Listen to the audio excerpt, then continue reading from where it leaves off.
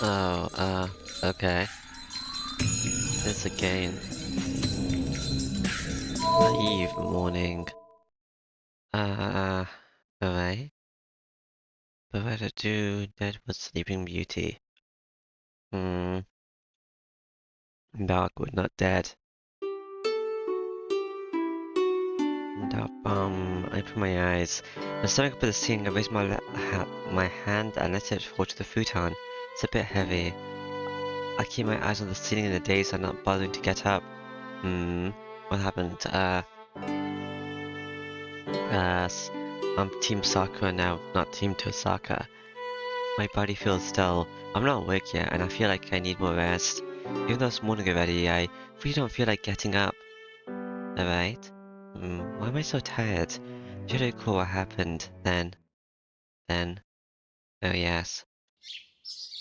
At the very least, my sleeplessness is blown away in an instant. I look beside me. No one is beside me. All I can see is my lazy arm.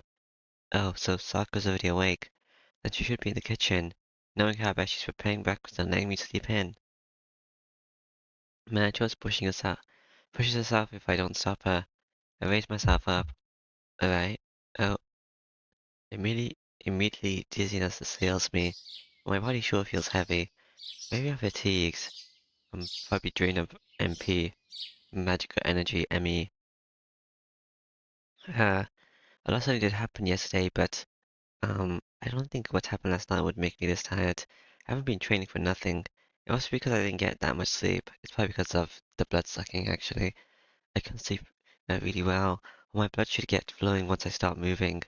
Plus, Osaka's in a worse state, and she's pushing herself even harder, so I can't be resting just because I feel a bit tired. Mustering my resolve, I get out of my futon. Ugh, I get dizzy again. It's not because of fatigue, it's because I don't go to the door. I remember what happened last night. I have to get dressed, crap. If this is causing me to blush, how in the hell can I greet Sakura? I don't know, you greeted. Actually, you were far away to Osaka, because, like, the Gilgamesh battle happened after that. But you greeted Saber fine. Alright, I'm going. I take a deep breath to prepare myself. Hmm, that's alright. I've, simulated it many times in my head. It's nothing difficult. I've greeted her numerous times before, so it's weird to be nervous. Alright, I'm going. I put gasoline into my empty tank. I turn the key, kick the gas, pedal, and, enter the living room where Sakura is. Cool beans. Oh. And then, Sakura, who I thought would sleep in the kitchen, is in the kitchen room putting breakfast on the table. Good morning, senpai. Yeah, good morning, Sakura. We greet each other with tense voices. Oh, well. Tried to say something, but my mind is blank. This is bad. It's bad to have signs so early in the morning. No more than that, as a man, I can't drop the girl. Good morning, Sakura. The food sure looks good. What? I talk stupidly. Wait, this greeting isn't any different from the other one, you idiot. Oh yes, good morning, senpai. I think Sakura's response is the same as well. Cool. She looks at me surprised, evidently thinking the same thing. Two I must look the same way. Ha. Thinking about it makes me relax. We're both nervous, but we're both looking forward to seeing each other. Gee, this is the third time, but good morning, Sakura. I give a natural smile and greet her again, since she sees me relax. Yes, good morning, senpai. Cool. Sakura returns the smile and responds for the third time. And so our awkward breakfast starts. Ita dakaimasu. I said dark wood, right? Are we gonna go to Illya's house? Yes. Ita dakaimasu. On Sleeping Beauty. Even though we can do all the usual formalities, I'm still nervous. I eat relentlessly. Sakura must have gotten over it as she's eating in a good mood. Huh. It almost max. Feel stronger in this regard? I don't know. Is something wrong? Oh, do you want some more miso soup? No, I'm still on my first bowl, but it's good. Yeah, it's real good. Yeah, I'm confident in today's food, so I'm glad you like it. Alright. That smile makes me choke. It's embarrassing to be blushing when Sakura's already composed, so I should start eating to hide it. Phew. Put down the empty bowl, but the side dishes are still untouched. It was all I could do to finish the vitamin soup. I don't even want to think about eating anything else. But it can't be helped. Forgive me, Sakura. I want to get away from here and give myself a chance to calm down. Hmm. Yeah, Senpai, did you not like the breakfast today? I did not. Ugh. The strategic retreat failed. It seems I'm the only one who didn't notice that there is no escape. I hand to the bowl silently. Those seconds I made a lot, so please eat up. I take the refill bowl of soup breakfast. People have seconds for breakfast. I guess it can't be helped, I'll prepare myself. I'll just have to deal with the fact that I'm blushing and I won't make any excuses for looking at every move Sakura makes. But still. Sakura, isn't she a problem? Rider? What do you mean by that, senpai? She looks at me in wonder. In other words, it seems that the presence of Rider standing next to her doesn't bother Sakura at all. Well, my problem. And take a look at Vida. She must have realized she's out of place. You do not need to worry about me. Please go ahead and ease. Her elegance is a match for Sakura's. Huh? Were you feeling uneasy because of her, senpai? It seems so. We fought several times after all. I'm sure having your bitter enemy at the table with you is uncomfortable. That's not true, senpai doesn't hold a grudge against you. This is troubling. I don't have a grudge against her, but... Wait, how would Sakura know that? I don't have a grudge against her, but she has a rank of an A+ in terms of people I can't get along with. Oh. What's Shinji's rank, and what's Archer's rank, and what's Kiri's rank? Oh, what shall I do? It seems she's not eating much because of me. I can leave if I am annoying him. You could leave, yeah. I'm saying that's not true. You don't mind even if Ryder's here, right, senpai? Ryder. I'm troubled. I'm troubled so. I really like her. I find her hard to deal with. More important, do you want to eat some? You want something to eat, Ryder? Hmm. To be honest, I can't quite figure out how to deal with her.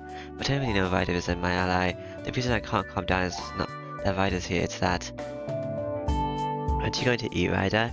Is it hard for you to just sit there when we're both eating? I feel bad because it feels like I'm forcing Ryder to fast. I will not eat. She's mad at me for some reason. But why? Someone's get hungry too, don't they? Saber ate a lot, even though she didn't say much. She's different from us. I'm not interested in how humans consume nutrients. And your manners do not suit me. Oh, you should have said that if you can't use chopsticks. Senpai, hold on, I'm going to get dishes and a spoon for Ryder. Yes, then I'll make an omelette. That'll be quick, right? Sakura. It's alright, this is your first time eating, right? You're going to be doing a lot of things for me, so please let me do at least this much. Sakura happily says this and comes into the kitchen. Okay. Oh, I just get a spoon. My job's pretty easy. Oh, how about we make some soup whilst we're at it? We still have some, consume, right? Consume. That sounds good. We have some tomatoes, so let's make this in a flash. Alright. Sakura starts to cook for Ryder. Ryder watches Sakura, she happily starts cooking. Yeah. Breakfast is over and it's now 9 o'clock. I skipped school today. Things are getting serious, so I have no intention of going to school until the Holy Grail War ends. My reason to go to school was to meet Osaka. Now that the reason is gone, there's no meaning in going outside. And most of all, it's too dangerous to have Sakura go outside. Sakura's been looking healthy enough, but we don't know when she'll collapse like she did yesterday. Although she recovered thanks to Kotami's treatment, she's walking a thin line.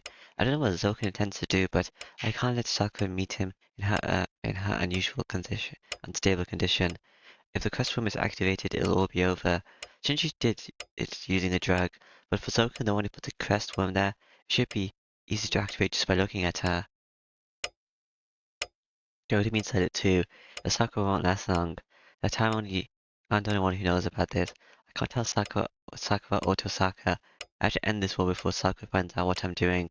I have the power to save Sakura, but the Holy Grail, the thing that is such a gratitude wish, should easily be able to save her. You're the darker, twisted Holy Grail. Senpai, you're making a scary face and acting strange. We skipped school, so I think we can relax. No, we should rest after the war. We already think about how to win now. Senpai, you still want to continue? Yes, because I'm bloodthirsty. I'm taken aback by her uneasy tone. I vaguely understood, but Sakura doesn't want to fight. She knows that the Holy Grail is the best way to cure her, but she's not even considering it. Hatred of battle, Sakura's terrified of harming others. She's right, and I have no intention of contradicting her. Sakura can stay that way. I'm the one who's made her cry all this time, therefore it's my job to fight for her. What are you gonna fight with? You don't have projection magic. You just have strengthening. Yeah, I'm going to continue fighting. If we could talk it out, I would do it, but we can't be saying that. I don't think Zokan will release you, I'm sorry, but I can't give him the Holy Grail. There are 4 more masters, and I'm going to make you win and have you use the Holy Grail. I hate to hear you say that, but can you fight Tosaka Senpai? I definitely can fight her. I'll fight her if she gets in our way. Well, I really want to entrust her with something. I really want to entrust her with something as dangerous as the Holy Grail. I'm sure she can manage and save you as well. You want to entrust Tosaka with something as dangerous as the Holy Grail? Is that so? She's a mageess. I don't think she will think about someone as weak as me. I can't say it's not true. Tosaka's a nice person, I already know that. But with that aside, Tosaka is a mageess. I thought she said she would kill Sakura. Even though that might have been the only choice at the time, she's willing to take it, so if the Holy Grail turns out to not be able to save Sakura, she would surely use the Holy Grail, something far superior to Archer, to kill Sakura. You're right, but still, Sakura won't be able to do it. She can't kill you. Why do you think so, Senpai? Well, I don't have any proof, but deep down she's an amazing person. I don't know about that. I bet the future she chose is a really happy one when no one has to die, so it's fine. That's probably not true. Tosaka will surely save you in the end. So about Tosaka Senpai, you No, it's nothing, I'll believe in her if you say so. Yeah, then again, it'd be a shame to put everything on her shoulders. I don't want to just hand it over to her in any case. I want to be the one protecting you. I choose to lead Sakura's way, so I can't give that role to anyone else. I'm gonna do my best to make Sakura happy. Alright. Senpai, I appreciate your concern, but I don't think you're in a state to fight. Saber sounds kind of your enemies with Tosaka Senpai right now. There's no need for you to involve yourself in the Holy Grail war, so please go back to your usual life. I don't want you getting hurt because of me. Hey, that's no your fault. I'm doing it because I want to, and it's not something I can withdraw from. You should know that too, Sakura. I participated in this war as Saber's master. I didn't become a master because I was dragged into it. I became master by choice, and I can't withdraw now. I'll fight even if I have to do it alone. I will see this conflict to its end. This is also my atonement for Saber, who lost her life fighting for my selfish goals.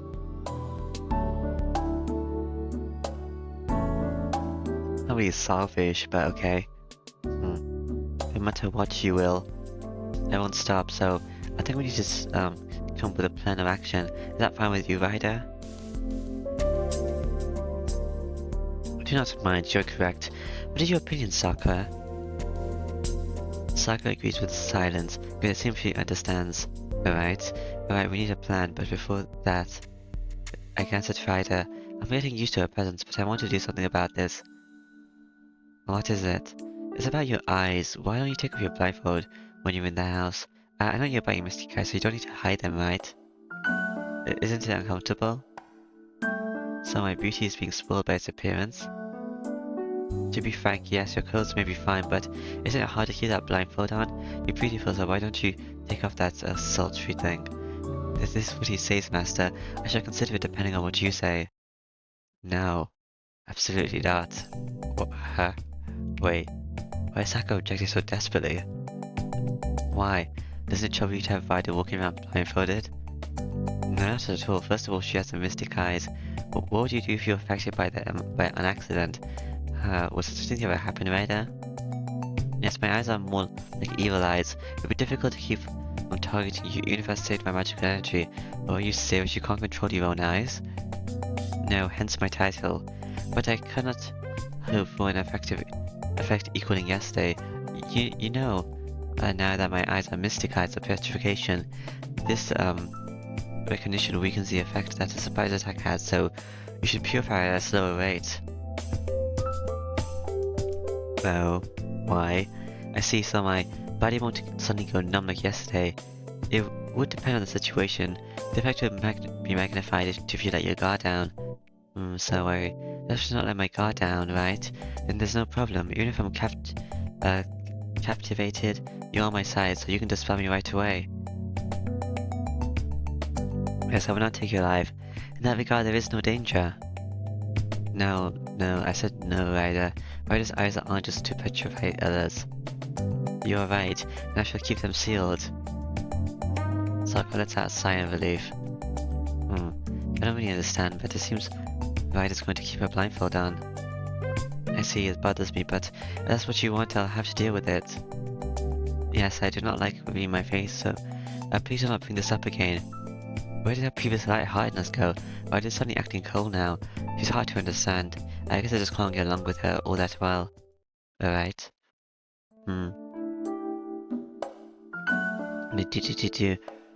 Let's get back on topic. About our future course of action. First of all, you're not going to go out of this house, Sakura. It's too dangerous for you to meet Zoken. I'll handle him. How will I handle Zoken? This is a proper approach, but how do you defeat that mageess? Do you have any thoughts? I hesitate to answer if she asks me like that. There are several possibilities, but I haven't put any thought into them. The choice will likely determine our fate. There are many choices. Of them all, the most realistic and reliable would be, I think I should cooperate with another master. She may not become our ally, but she may help us defeat Zoken if we tell her about the current situation. Now the master, do you mean Tosaka-senpai? I know it's not Tosaka, I know Berserker's master. Her name's Illya, and I know she'll listen to me if I go to her and talk. And to be honest, I can't leave her by herself. Leaving Tosaka's side, I don't know what Zoken will do. He's the kind of guy that would implant a worm in Sakura and force her to fight. Illya and Berserker should be many times stronger than Zoken in battle. But we're talking about that monster, I'm sure he'll use any means possible precisely because he can't beat them in combat. So even those two should be careful. I already know where her house is, you showed me. Berserker, you believe that a mad warrior will become our ally? They may not become our ally, but they should at least overlook us for a while, and even if we can't cooperate, I need to warn them at the very least.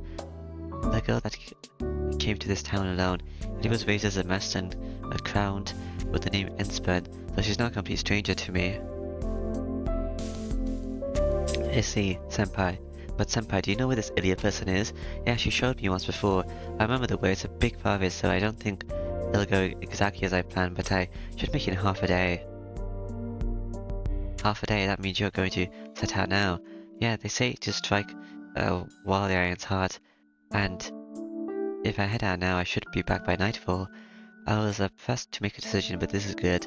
Illya helped me yesterday, so I want to thank her for that, and it might prove fatal for her if I don't tell her about Zoken and that mysterious shadow. I'm gonna get going, I'll come back as quickly as possible, so rest in your room. Okay, senpai, then please at least take Ryder with you. She can protect you from anything that might happen. Oh yeah, that's safer for me. Well, we're just gonna leave you here by yourself, Sakura.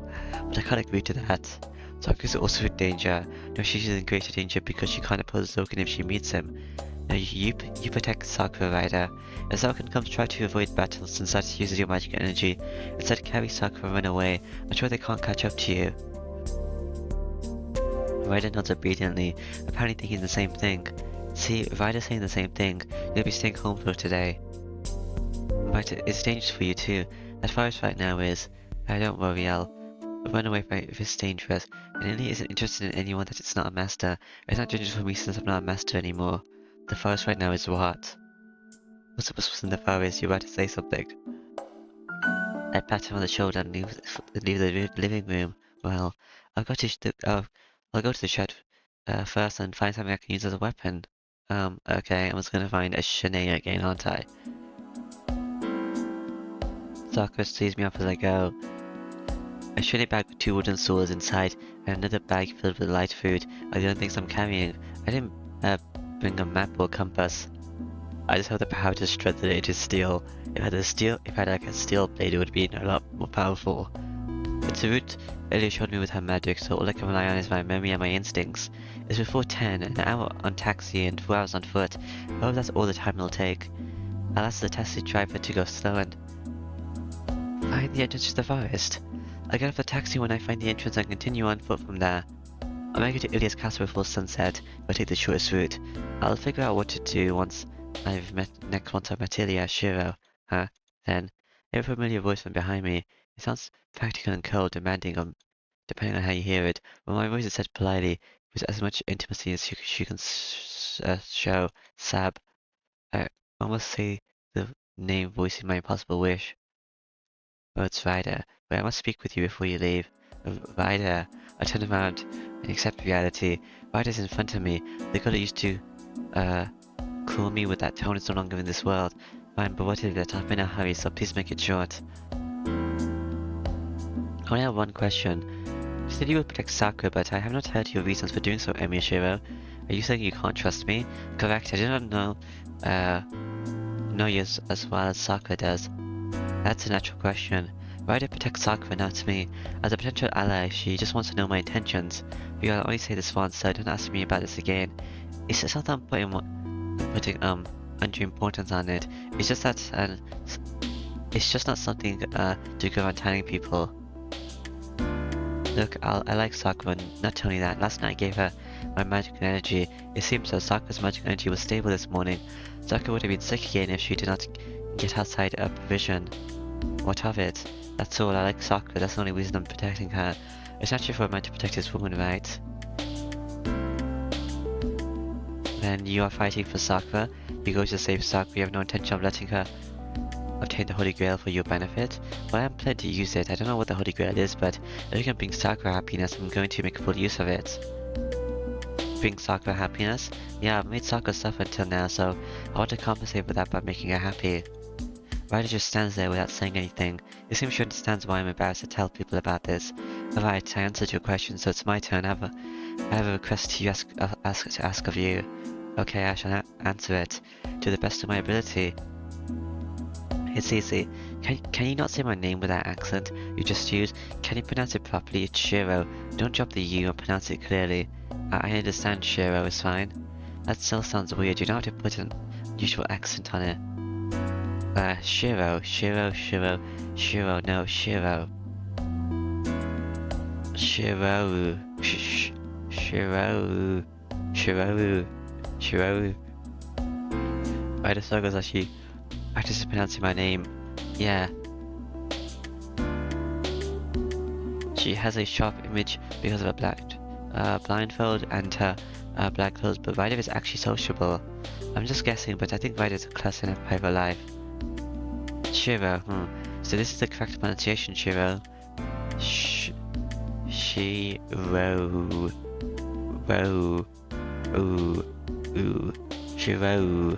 Shiro.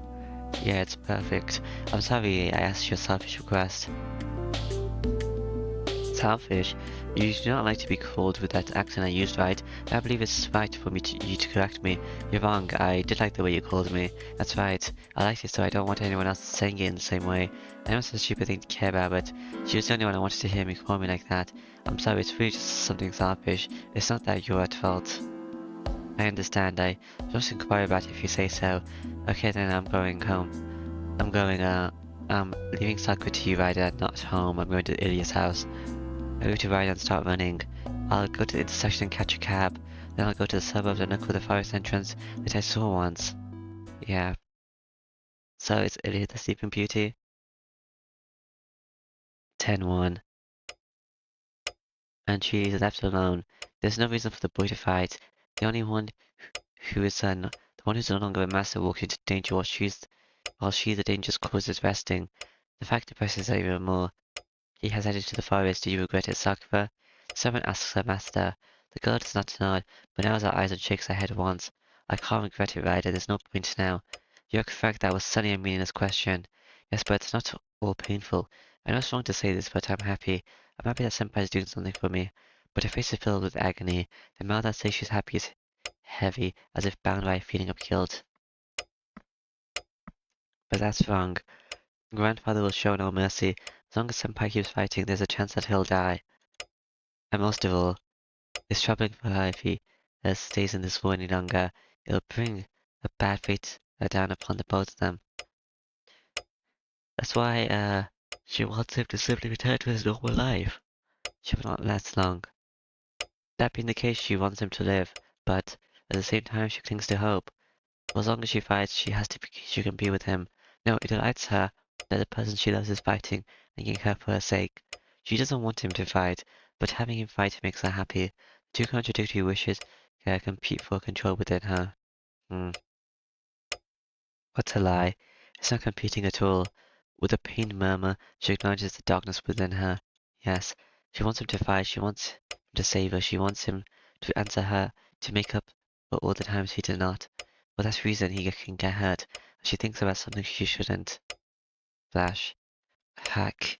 She clenches her chest, as responding to a dark passion the worms within her stir against her nerves. It was only for an instant. She imagined him getting hurt for a mere instant, and the worms has begun to violate her once again. Wiggle, wiggle, wiggle, wiggle, wiggle, wiggle, wiggle. The squirming in her body makes her ears ring. It melts into her blood, causing a chill to run through her body. The feeling stimulates and she thinks her body is doomed and evil. The worms that melt into her blood become aphrodisiac, heating up her body. The waves tend to wash her consciousness away. She always thinks with her heated head that her limbs are too dirty to be called human limbs. Sexual desire easily fills her body and she clings to the ground in a vulgar manner. Panting does not stop and her hip wiggles in like mucus. It is no different from the thing tangling her nerves. The more violates her nerves, the more she denies it. The consciousness is melted away and she feels like she is a worm herself. And in the end, an ominous feeling dominates her whole body. Okay. Sakura, it's fine, still alright. More importantly, Ryder, please go with Senpai. I should obey if that is in order, but Sakura, you do not have long to live either. To use me is to shorten your remaining life. Is that fine with you? Yes, I won't last long anyway. I'm fine now, but I love Shako while I'm doing my guy down. My memories become vague, more vague by the day, and I can't feel anything in my limbs anymore. Even my sense of time is going, so that day doesn't flow properly for me. Like today, feels like it's been a week since I saw Senpai off. She says it as if it's nothing. She has accepted death. She's fighting the ugliness of clinging to hope, but she has ordered her to protect him. Understood, I shall obey my master and guard Shiro. Thank you, I'm sorry, Ryder, if I'm no good anymore. Then go make a contract with someone else. I don't want Senpai, but maybe it's okay if it's with you. If she forces a smile, the Sounding Black nods and turns back to her master. An ill wind blows. I will be using an old phantasma. Is that permissible? Yes, please bring back Senpai if things turn out to be dangerous. I know, but Sakura, I believe that we should be on guard against the priest over the old man. Ryder speaks without looking back. That's a surprise for her. The servant does not state her opinions. She only does as she's told. She has never shown concern for her the way she does now. Yeah, I think so too. She murmurs as if singing. The grief dispelled, she's now filled with um languorous elegance. But don't worry, Ryder. He can't beat me. She smiles like a girl picking flowers. Huh. Interlude out. Birds. A few minutes walk from the national highway. Even though I've never seen it in person, the forest's entrance looks familiar. It's why I like morning mist, even during the day. The dim sunlight and fog steal a sense of time from this place. Well, am I really going to be fine? I can't believe how reckless I'm being. I didn't get lost back then because I was watching it through Illya, but this isn't something I can manage by memory alone. Now I can whine later. I'm desperate, so I just have to go tackle this. I put spirit in myself as I put the bag over my shoulder. It's past noon. It takes about 4 hours to reach Ilya's castle from here, according to what I saw. All I can rely on now is on my physical strength, memory, and recollection skills.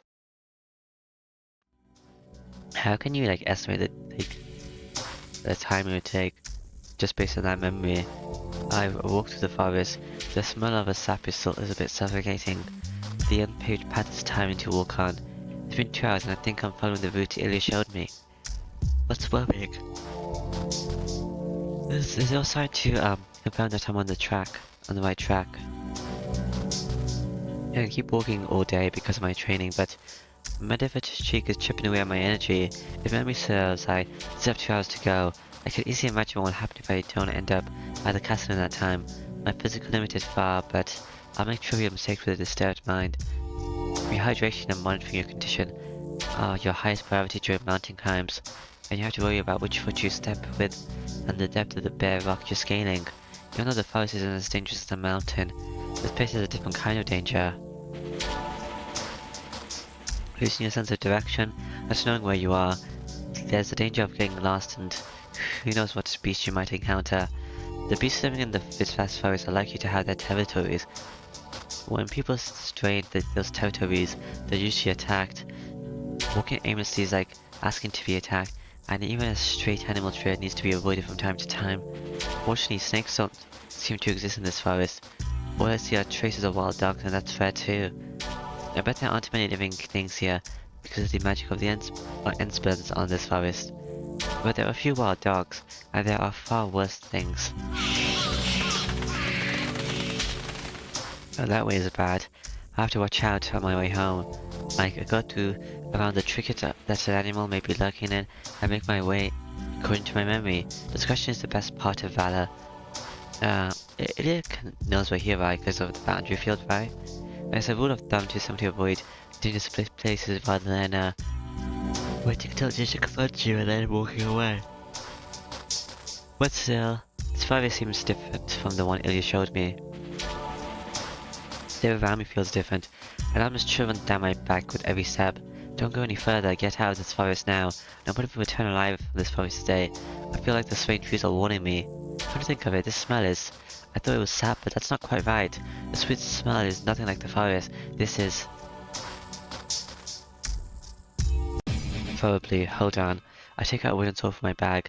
I stop, concentrate and strengthen it within a few minutes. Something's coming. I hear footsteps on the other side of the thicket. I hear some sounds among these swaying branches. It's coming. It comes and heads straight for me. I raise my wooden sword, tensing my arm blast, grip the sword and stand ready. That's it, don't move. Alright, don't move. We both freeze. Well, how should I handle the situation? Hey, can you lower that? This isn't a haunted house, you know. Zaka lowers the guard first. Oh, sorry. I follow her example. What a strange way to run into you. I guess I'd better ask, but you're not just scouting sites for a picnic, are you? Of course not. What about you? You're not the type to take walks in the forest. What are you planning? How rude. I do take walks in the forest. My business day is different. She protests. The surprising part here is that she's not denying that she's planning something. It's like, are you planning to fight Illya? I get right to the point. Well, what if I am? You're not a master anymore, so you don't have the right or duty to meddle with our battles. I don't, but I'll stop you if you're going to fight Illya. What? Are you planning to have Illya join forces with Sakura? That's part of the reason, but you won't come out unruly if you fight Illya. What are you and the perf you two fight? I don't like that. First of all, you decide to stop the battles, right? Also, you haven't changed your mind. A sharp tongue guns. Sakura shrugs in registration. Oh, that's Sasaka's real face that she had on before that thing happened to happen to Sakura. Well, I can't change it so easily because it's something I decided on. I figured as much, geez. I've suspected this for a while now, but... I don't know why, but Sasaka gives an exaggerated sigh. You're really stupid, aren't you, American? Yeah, I know, I put my sword away even though you already have Archer. That gives a smile that surprises even me. What? But this is good.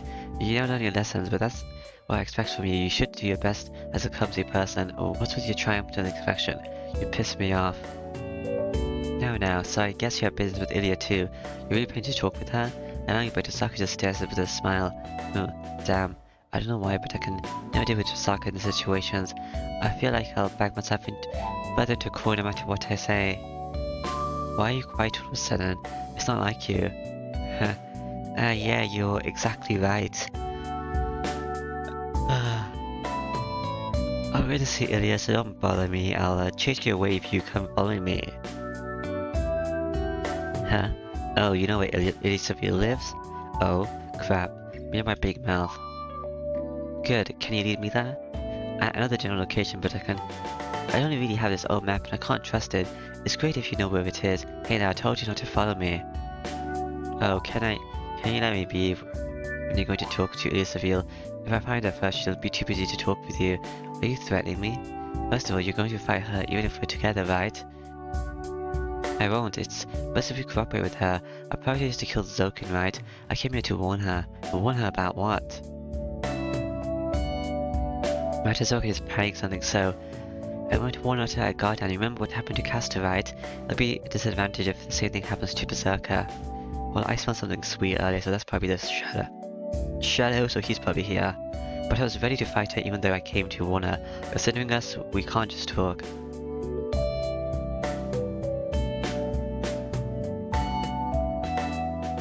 Although it can't be held if we fight after I warned her, but I'd have to be to avenge you, so this is just a matter of time, right? But you seem to have expectations that then I don't need to take risks and things and peacefully depending on your efforts. Hey, don't make a difficult expression. I'll go back without doing anything if you can persuade Illya. I don't know why it's so what? Why did Sakura's thing go up? Sakura's almost maxed out actually.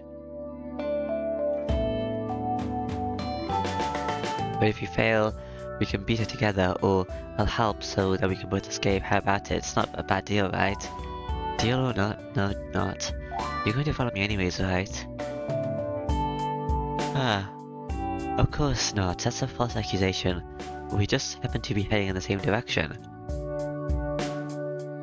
She's a devil, but she'll listen to me as long as I'm guiding her. Zucker will go fight Illya if I leave her be, but she'll stay quiet if I take her with me. I'm not too sure about the way either, okay? I don't complain if we get lost. You don't need to worry. You're heading the exact way my map says. We won't get lost with your guide on my map. I start loudly, making sure Tasaka can hear it.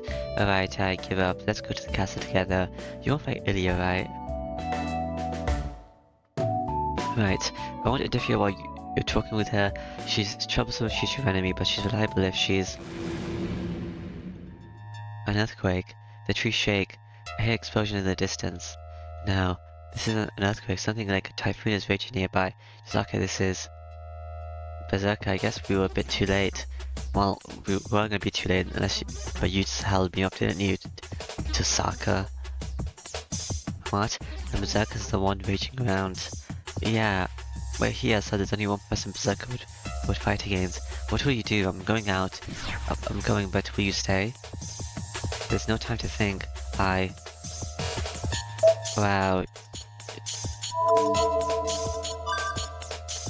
I'll go too, but that's what I came for. Then stay behind me, I'll let Archer lead the way. That way you won't get cut down the moment you get there. Sakura starts running.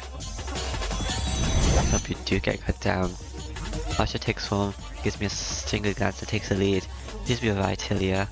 I clench the wooden sword in my hand and run after them at full speed.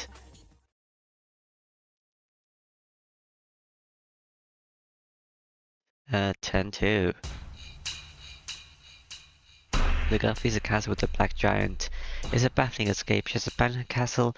The place designed to offer her the best defense. To run to the forest. Danger is approaching. The girl was the first to sense the unavoidable fact. The enemy is approaching the castle. Because she felt that the enemy is a great one, she maximized the castle's defense and woke up the giant in anticipation of the enemy. The giant of steel, Berserker, personification of destruction, who has his sanity taken away and only obeys the girl. With her bodyguard and the castle's protection, she has nothing to fear. She tells us of this, suppressing her unease. But when the enemy draws near, her giant said, "Run." Even the one with no reason left left understood that he could not beat the one approaching foe. The girl started running at that instant. She knows that. She already knew that. The thing that reaches the outer wall is not something they can match. The ominous shadow expands with the sun behind it, and it becomes a great shadow to easily climb over the outer wall. They will lose. With her side, Berserker cannot beat that thing. He will lose if he fights it, and Berserker will not be a servant anymore. This is the root of her uneasiness. She ran away from the castle not in fear of her own defeat, but in fear of losing a servant. The back giant carries her as they make their way through the forest. The unease does not go away, but assails her with increased weight. She cannot get away. The girl vaguely understood that she cannot get away from this unease and fear. And the black giant stops. Now with such wisdom you came out because you know you cannot win. In front of them is a withered magus. Next to him is assassin wearing a white skull mask. Matazokan. She figures out right away. He's the magus of Macquarie that she was informed of when she left her home country. Matazokan, so a person that's not chosen by the Holy Grail is acting like a master. The girl jumps on the ground and confronts the old man. There's no fear in her eyes. The enemy before her is not the terrifying one she sensed. Huh. Chosen by the Holy Grail, do not speak such nonsense. The Holy Grail does not choose the masters. The Holy Grail is just a vessel. Are you poisoned by the church saying that it has a mind and that it concentrates? The girl coldly glares at him and, as he laughs. The Holy Grail does not choose just like the old man said. The masters are chosen by the Holy Grail. Servants are given form with the Holy Grail's powers, and they stay in this world with the help of the Masters. The rules are intentionally distorted and spread around. The girl knows that the purpose of the Holy Grail is actually the other way around. The Holy Grail is merely something that is to be filled. Masters are not chosen but prepared as a part of a ritual, and servants are merely tools to open the gate. Aren't you the one poisoned by delusion, Zoken? The Holy Grail that becomes the container has no will, but the great Holy Grail that chooses the Masters does. People try to fill the Holy Grail by summoning heroic spirits because the prototype is here in this land. Well, I'm sure the Macquarie blood declined because you, the person concerned, forgot about such a thing. Her voice is cold. The old man accepts her scorn with a laugh.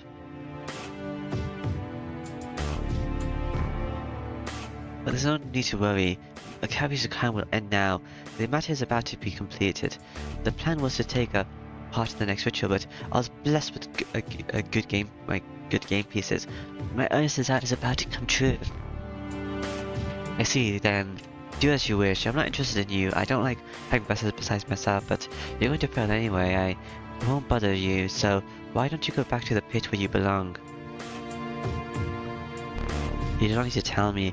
The sunlight is tough on this little body of mine, so I'll return to my nest once my business is done, but I get rather uneasy when things go too smoothly like this. I should take your body just in case. My dearest wishes were to complete if I can seize you here. Hostility lights up in the old man. Yeah. It's assassin, hello. The white skull gets up, but stops in contrast to the old man's wish. It's obvious why. The white mask is overawed by the giant who's protecting the girl. He has no chance to defeat such a foe. Who will be cut if he steps in? The assassin does not move because he's sure of the sack, and your servant is a coward, just like his master.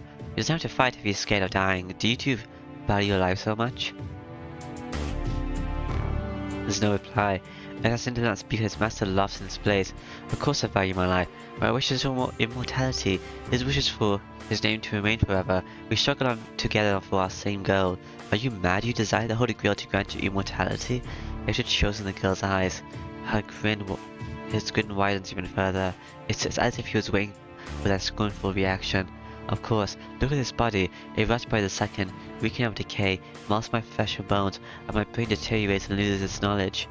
This pain, do you understand the pain of rotting alive? That's your own fault.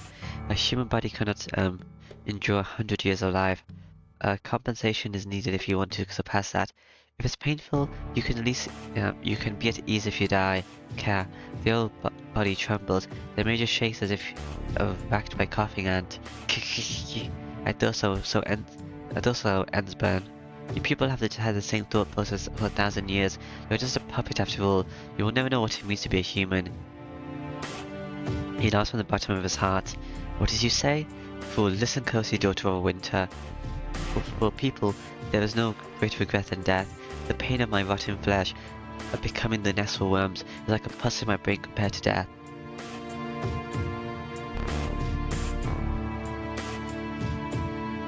The sole escape from the pain is to keep myself alive. Saying you'll be freed from the pain if you die is proof that you are not alive. That's why you are a mere puppet. Your hurriedly constructed body should not last for another year. A short-lived artifact product could not understand human passion.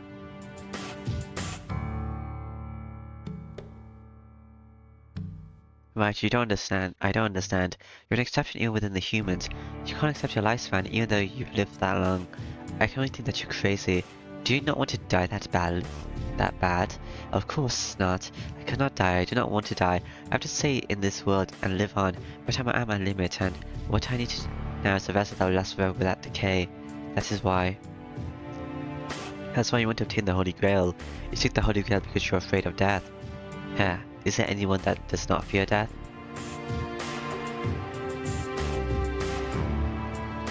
Understand. It matters little what conclusion you come to in your life. You cannot overcome the collapse of your body or the end of the world. Huh. Let this be a lesson to you. If there is a way to prolong your life, and if it was within reach, humans are creatures that will obtain it, even if it costs the world itself. Then, you're saying you'll sacrifice everyone else so you can stay alive? Of course, I'll gladly kill everyone in the world if that would grant my wish. There is no end to human greed. I'm sure you'll cut down all the trees in the forest if the trees are a medicine to prolong your life. Even if they may only prolong your life for a day, being a part of the world for another day of life. That desire shall drive you to kill every tree in this world. You will not care if the world dies because of your actions. Isn't it natural? Throughout history, humanity has expanded, grown, prospered, and nourished in that way. There is no space for chain reactions now. If humans are going to eventually die off, nobody will even care if I do not act in concert. The other one speaks happily. After looking at him in surprise, I'm utterly amazed you lost your way to that extent. The girl speaks in a voice not her own. What? Recall where our desires for a miracle came from. Why are we so particular about having human form, and why we are trying to reach an inhuman place while keeping our human form? His laughter stops. The old major squints as if peering into the distance. Well, said for the puppet. So, just Jesus' mimicry is already imprinted on you. His face is distorted in hatred, and glares at the white girl. Enough talk. The time for play is over. I need your body, but I do not need your mind. I am Atazuk will take the Ensman Holy Grail. The old man's shadow creeps across the ground. With that, the pressure on the girl increases. Scream Black. The black giant enters bow without waiting for the girl's order. No, come back, Berserker. The girl's voice does not reach him. The black giant, accompanied by a whirlwind, mows down the pressing shadow, but...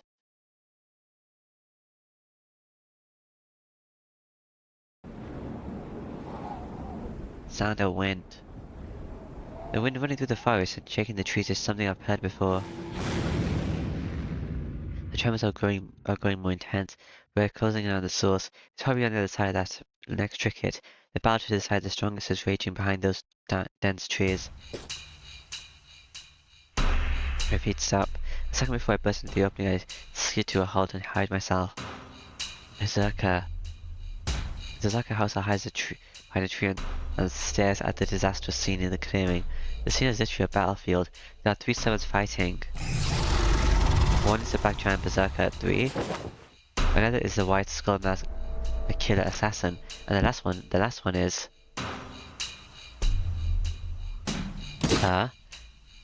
Saber? How could that be? Berserker's voice is shaking. I don't currently hear her, even though she's right next to me. Her whisper doesn't register for some reason. The third sound, I'm seeing the one clad in black armor for the first time, but no way. She reminds me of someone I know very well. Screaming black, the black giant howls. An attack powerful enough to destroy a mountain swings through empty space, smashing down into the ground. Say, but I have to stab you with the caster blade to break your contract with Letter Zokan. Even the flying rubber does not cause it to falter. The source of the raging wind must be that black swordsman, and the black figure makes her way through Berserker's sword and flying clods and attacks at his defenseless body. Screaming black. The anguish is the giant's. His body of steel cannot finally attack, but the black swordsman cuts it like nothing. The sword stains the black giant's side back black, with just like the darkness consuming light. No, run away, Berserker. You're about to come back and defeat you. You don't have to fight her anymore, so hurry. It sounds like she's crying. It's useless, you cannot run after being surrounded by them. Maybe it's 2 against 1, but even the Great Two will lose if it was 2 against 1. Master Zokan laughs. The two masters Illya and Zokan confront each other, but the stones stand in front of them as shields. In front of Zokan is Assassin, who must have been defeated by the Berserker. In front of Illya is Berserker, his body covered in black. The ground beneath his feet has turned into a black pond. It is not soil but a bottomless swamp, sealing his movements. Not only that, but black vines are coming out of the swamp, restraining the giant's limbs. Ah. I know what that is. That has to be the Black Shadow. But for an instant, it looks like something I know.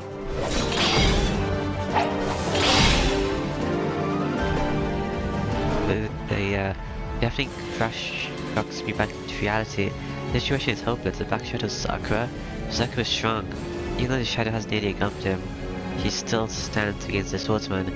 But he's at his limit. The Black Swordsman charges and slashes at Berserker. Even without equally strong, Berserker's movement is fully restricted with each passing second.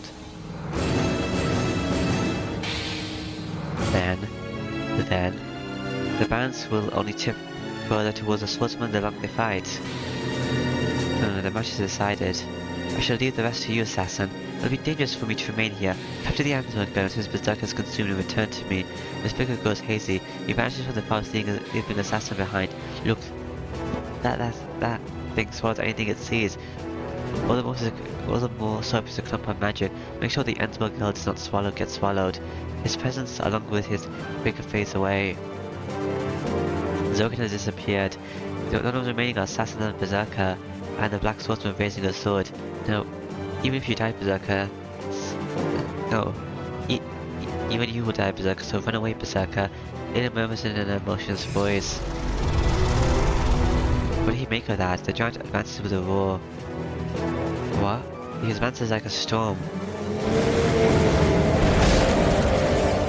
Berserker charges, kicking away the black shadow that has swallowed up to his knees. It is an impossible action. The mud below him isn't the only thing binding him, as the black shadow is curled up around his body. He cannot move forward. Berserker cannot take a step with his body bound by the black shadow, but that's the reason he tore his body apart. He guarded his chest and tore off the black shadow with a sound. He tore off his own flesh along with the shadow, going deep enough to expose his bones. The giant bursts into motion, with the force of a whirlwind behind it. The next swing will surely destroy the black swordsman. It was his last attack. He has ripped his body apart and is executing the attack on the verge of his death. There's no way his attack isn't fatal. He has a couple lives, that should be fine. But in response, the swordsman meets it with a strong attack. Alright, now stop, Berserker. Then he starts to run. He dashes frantically to Berserker as if he doesn't see the shadow expanding at his feet.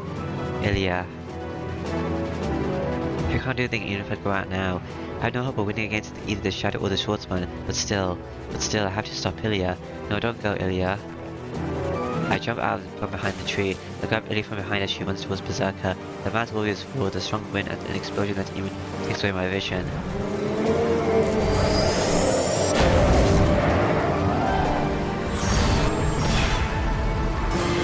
blow into my numb ears at once was that dark Excalibur. I hold Illya in my hands as the wind knocks me off to the ground. White light fills my vision. I can't even manage to stand up. No, standing up never crosses my mind. My body feels hot. Something deep within me resonates with the attack. I don't understand why, but this heat is resonating with the no phantasmas. How? My breathing has been dead end, just like my vision. I can't do anything right now. My body will not function as a human being as long as that sword is engraved in my mind. Absurd. What sword? I'm entranced. My body is taken away by something I only saw for an instant. That thing is an illusion far superior to the numerous other neo-phantasmas. There are many that are crafted more splendidly and with better skills, but the beauty of the neo-phantasma is not its appearance. No, to describe this sword as beautiful, we only dirty it. This sword is not beautiful, but sacred. People's conception, legend, weaved only out of hope. It's not a myth, nor is it inhuman work. It is a crystal trained by heart alone, and that is why that sword will remain as the strongest fantasy. My vision returns. The sky is lit with dark red light and is dark like night. The light that splits the forest must have been darkness itself. The fire is burning silently, but the air is still cold. It's something that freezes oxygen instead of burning it. The darkly lit forest lowers its temperature. Yeah, it's Saber's blade. A swordsman is standing with the black fire in the background. With Illya in my arms, I glare at the pointed sword. I'm not feeling hostility from the swordsman. I feel my death, and at the same time I grit my teeth in vexation. It's different. She's a different person. It's not just her hostility, I don't feel any vulnerability I receive from her. Her helm breaks. It must have been because of Berserker's last attack. Her face is revealed, and although she is completely different, she is still the same. Saber. There's no reply. The now golden eyes do not reveal anything but plainly look back down at us. Shiro. Ilya's voice is trembling. A sword is pointing at her and Berserker is sinking into the shadow behind Saber. The defeat of a servant and her impending death. Any young girl would tremble in this situation. Saber. I shake off any unnecessary emotion. I hug Ilya harder and put strength into my free right arm. Now is not the time to be spaced out. I'm going to save Illya. I'm going to save Illya and return to my home. So I can't cower and wait for my death. But what are you going to do? What are you going to project? Saber swings her sword. She tries to slash me as I get up, and at that instant, parries 3 arrows shot from her side. Is that Archer? Archer. I get to my feet and still holding Illya in one arm. Don't stop. Take Illya and run. Okay, Archer. The sword slash. Archer shot at Saber and attacked her without force. So is Berserker also gone now? Oh cool. We just have a rider then on my side at Illya.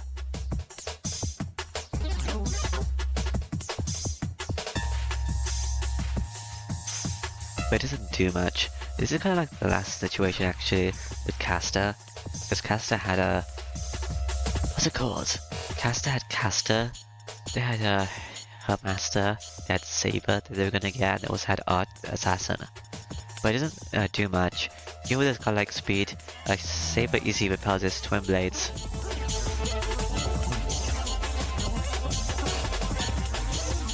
Wait, the situation is the exact same except Saber's actually in use.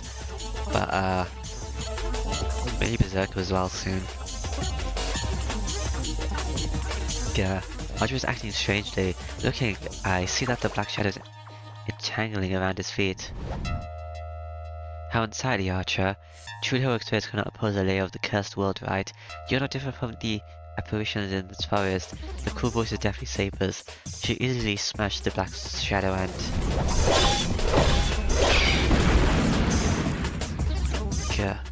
sent the Archer flying into the forest behind him. What? She struck with enough force to throw him back. In spite of his defense, the shadow still holds his feet. And once again, Saber confronts her silently. Her eyes, they tell me she has resolved to kill me if I do not hand over Illya over Shiro. Illya lets go of my arm. It seems she wants me to hand her over, and the last switch is tripped inside my head. Stay back, Tosaka's in the forest. You should be able to do something if you make it there. Push Illya behind me and grip the wooden sword with both hands. Tosaka do anything. hold it ready right in front of me. I'll drive all my power and magic energy as soon as Saber charges at me. That's all I can do now. I have nothing to say to her. I can't apologize nor can I tell her to come back. I can't say anything like that to her, she hasn't said anything herself. Saber's in front of me as an enemy. That's the only way to answer her is to fight her with all my might.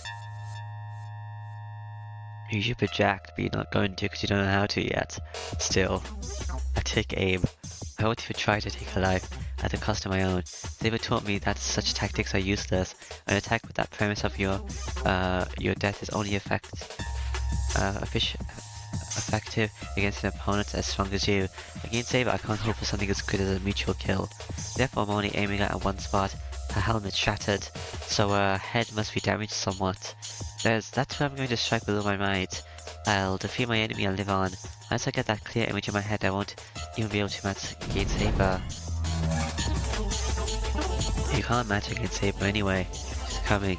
Dodge it, dodge it, dodge it. I don't care if I look miserable, I don't care if I have to crawl on the ground. Unless it dodges attack, I can never protect Illya.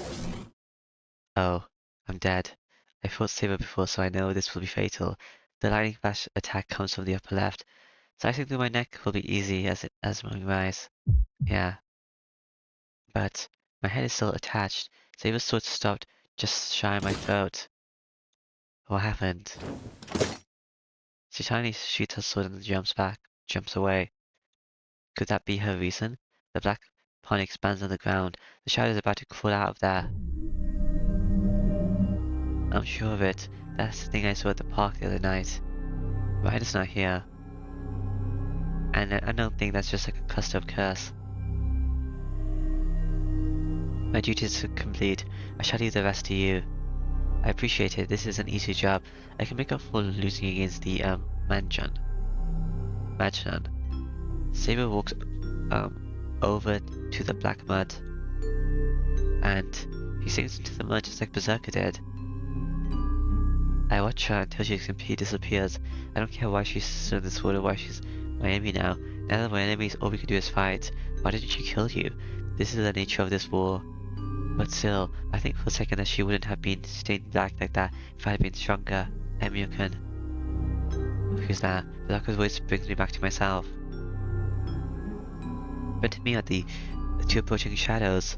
An archer whose white mask is distorted with a smile. Assassin. Let's run away, Illya. I take Ilya's hand and start running. Illya takes one sad glance at the mud that swallowed Berserker, then keeps her tears back and as she starts running. Yeah. Oh, status screen updated. Woohoo. Saber. Look at Saber. She's dark and twisted. What? She got you over Tasper. Sword of Promised Victory. A black sword of ultimate light. Since Excalibur is an amplification that transforms the magic energy of its possessor, the light of the holy sword of Black Saber is also turned black. As the Lady of the Lake of Vivian and Wagonia coexist, the holy sword seems to have attributes of both good and evil. Rank A++. Anti-Casanova Phantasma. 1 range 1 out of 19 and 1 to 99. Maximum targets 1000. Dark Twisted Saber. Female 154, 42, neutral evil. Really high stats. A++, A++, AA. Holy shit. Her rider skills are lost. Oh. When I fight all magic that requires less than 3 verses, it's difficult to hurt her even when using grey magic or ritual magic because she has a dark alignment, her magic resistance has decreased. Oh, why? Instincts B. The ability to always feel the best outcome for oneself during battle. Because she's continually suppressing her rage, her instincts have been mostly become more blunt. Magic Energy Burst A. An enormous amount of magic energy covers Black Saber's body like a dense fog. With her black armor and her trail of mana, her defense has increased considerably. Okay, Charisma E. Time to command and lead an army. Increases the ability. Oh, this one does not change. Okay.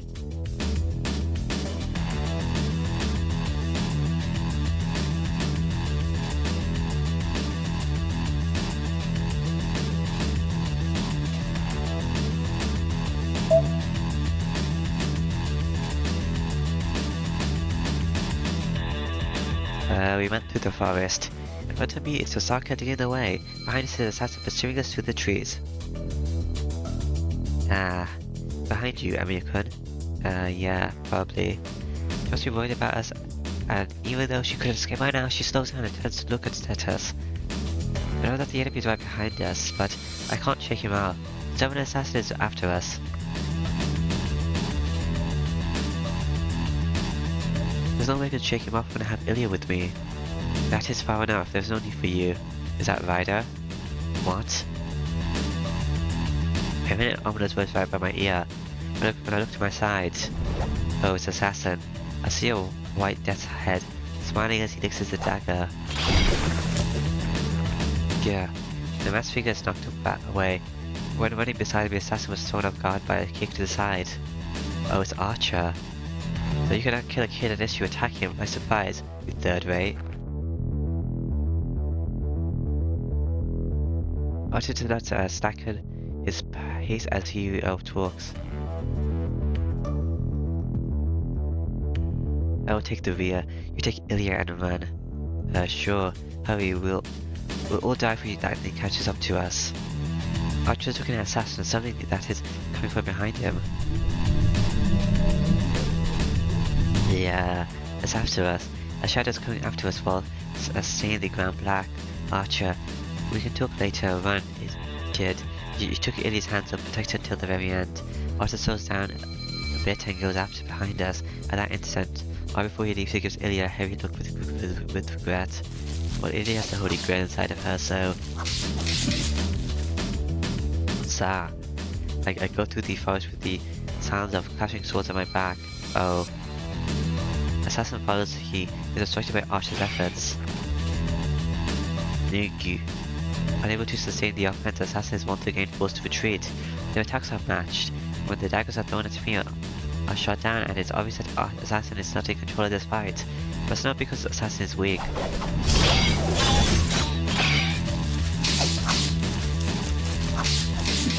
Ha. Archer repels the multitude of daggers. Is vigorous and comparable to before. A scale of victory are tipping towards Archer. I don't know why, but he's as strong as a fierce god right now. Okay. And how can you still move? With even his strongest attack repelled, Assassin raises his voice as he retreats. In response, it's simple. I'm not a respectable hero like the others. A whole experience that is not pure is no different from that mud. In other words, Archer must consider it his chance of victory as Archer charges. But though it is not to your degree, I am a distorted hero experience as well.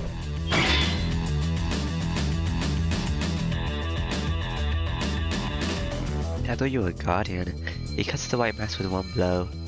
Okay. Here. The black cloak scatters in all directions. Archer retreats, clutching at his broken mask.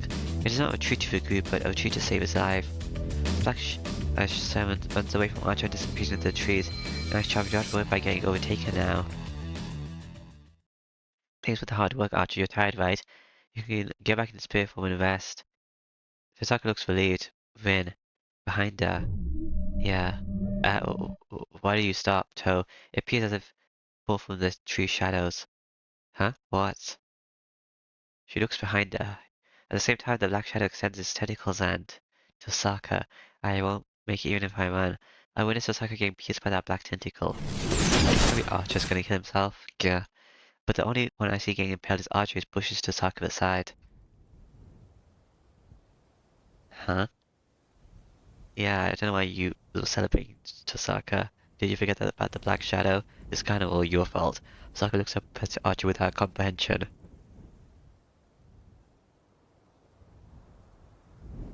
It's the end for Archer. He's still breathing, but he's not bleeding much.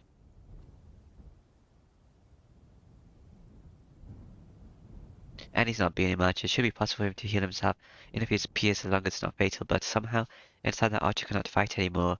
That thing kills servants. No matter how strong the heroic spirit one is, one cannot beat that black shadow so long as one is someone as a servant.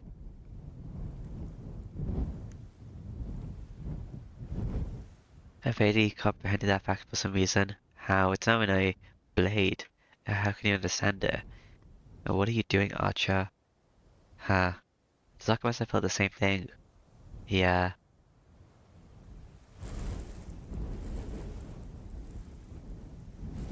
Maybe, I don't know, next time don't celebrate when you're being chased still. She calls to Archer with a trembling voice, stands up uneasily and don't come, run away, you fool. Archer shouts, stop her cold. Well, Archer's dead. Cool. Oh, it's a egg ball. What's this? The black shadow throbs. The forest is dying. Well, the magic energy here is being sucked by that shadow. For some stupid reason, it reminds me of a water balloon. It's like putting water in an already filled balloon. It's expanding beyond capacity, and I get the image of it, bad image of it exploding. Crap. It'll get sucked up. We say he will be engulfed for sure. Archer pulls out the tentacle that pierced him and starts to run to Sokka, then I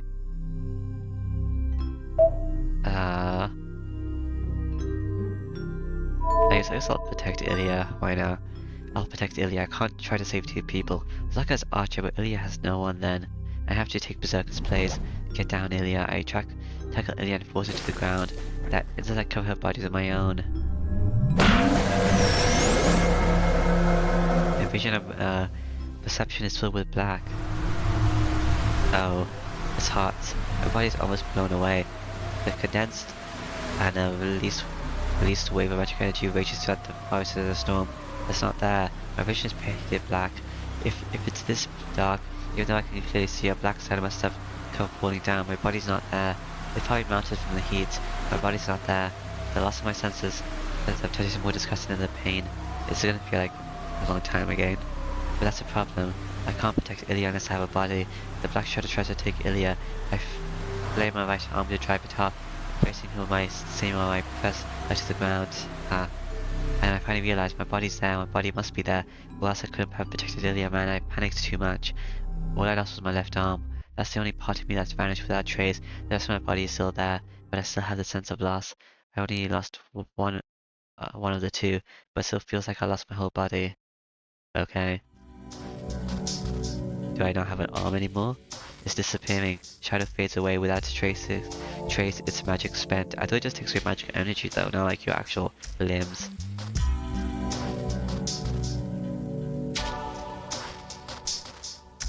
Illya's safe, I guess. The ears must be numb as I can't hear what she's saying. My ears must be numb. What happened to Sasaki? Archer is there. His black cloak is painted a deeper red, but he's so weakened that he might disappear the next second. Ride is also here. How strange. Why is she here? Have you gone mad? If you do such a thing, you will. I do not need to think about it. You two will disappear. I do nothing, but one can be saved if we transplant it. His body's almost dead anyway. If I'm to disappear, it'll make no difference even if my arm is cut off. Archer and Ryder are talking.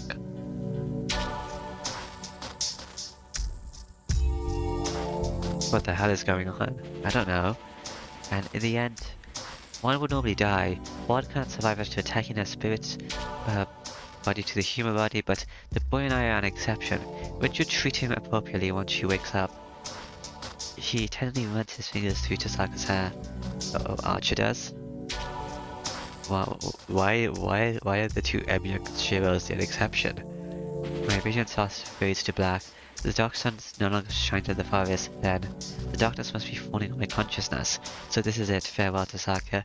Archer bids farewell in a voice that sounds just like mine. Yeah, 'cause he is you.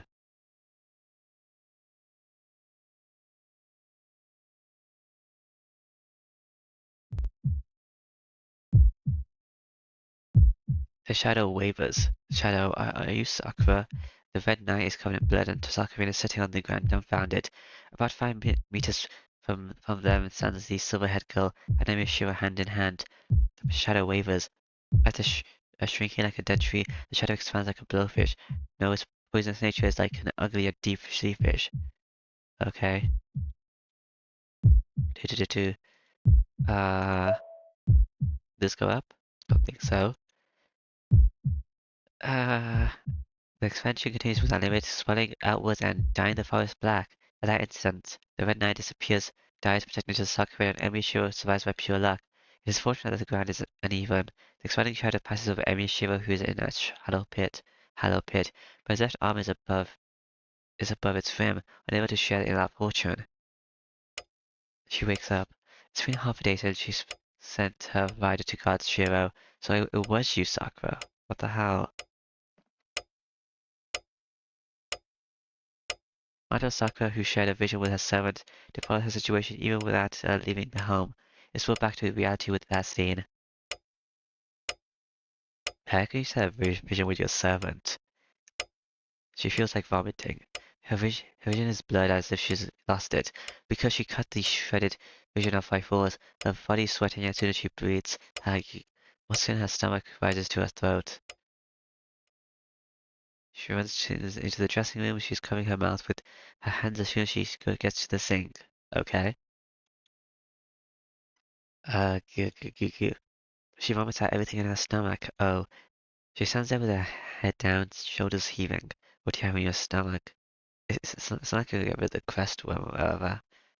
Her long hair flutters like a curtain hiding her face from the mirror. Away Senpai's arm. She recalls the nightmare. So you are the monster. There's no mistake about the vision. Emiya shields his left arm while protecting the silver-haired girl. He melted away with that trace from the shoulder down. What have I? Sakura masochistically yells at herself for considering such a thing. She felt a chill and a strange uplift, not about being able to think about what happened and what she should do. All she knows is she hates herself.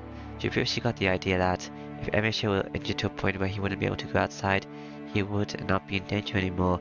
No, that was all wrong. No, she was wrong. It will not solve anything. Was it simply carelessness that made her wish for him to be hurt? No. Now that he was wounded, regardless of her wishes, not a wound that will keep him indoors, but a one that threatens his very life. There's no difference between the two.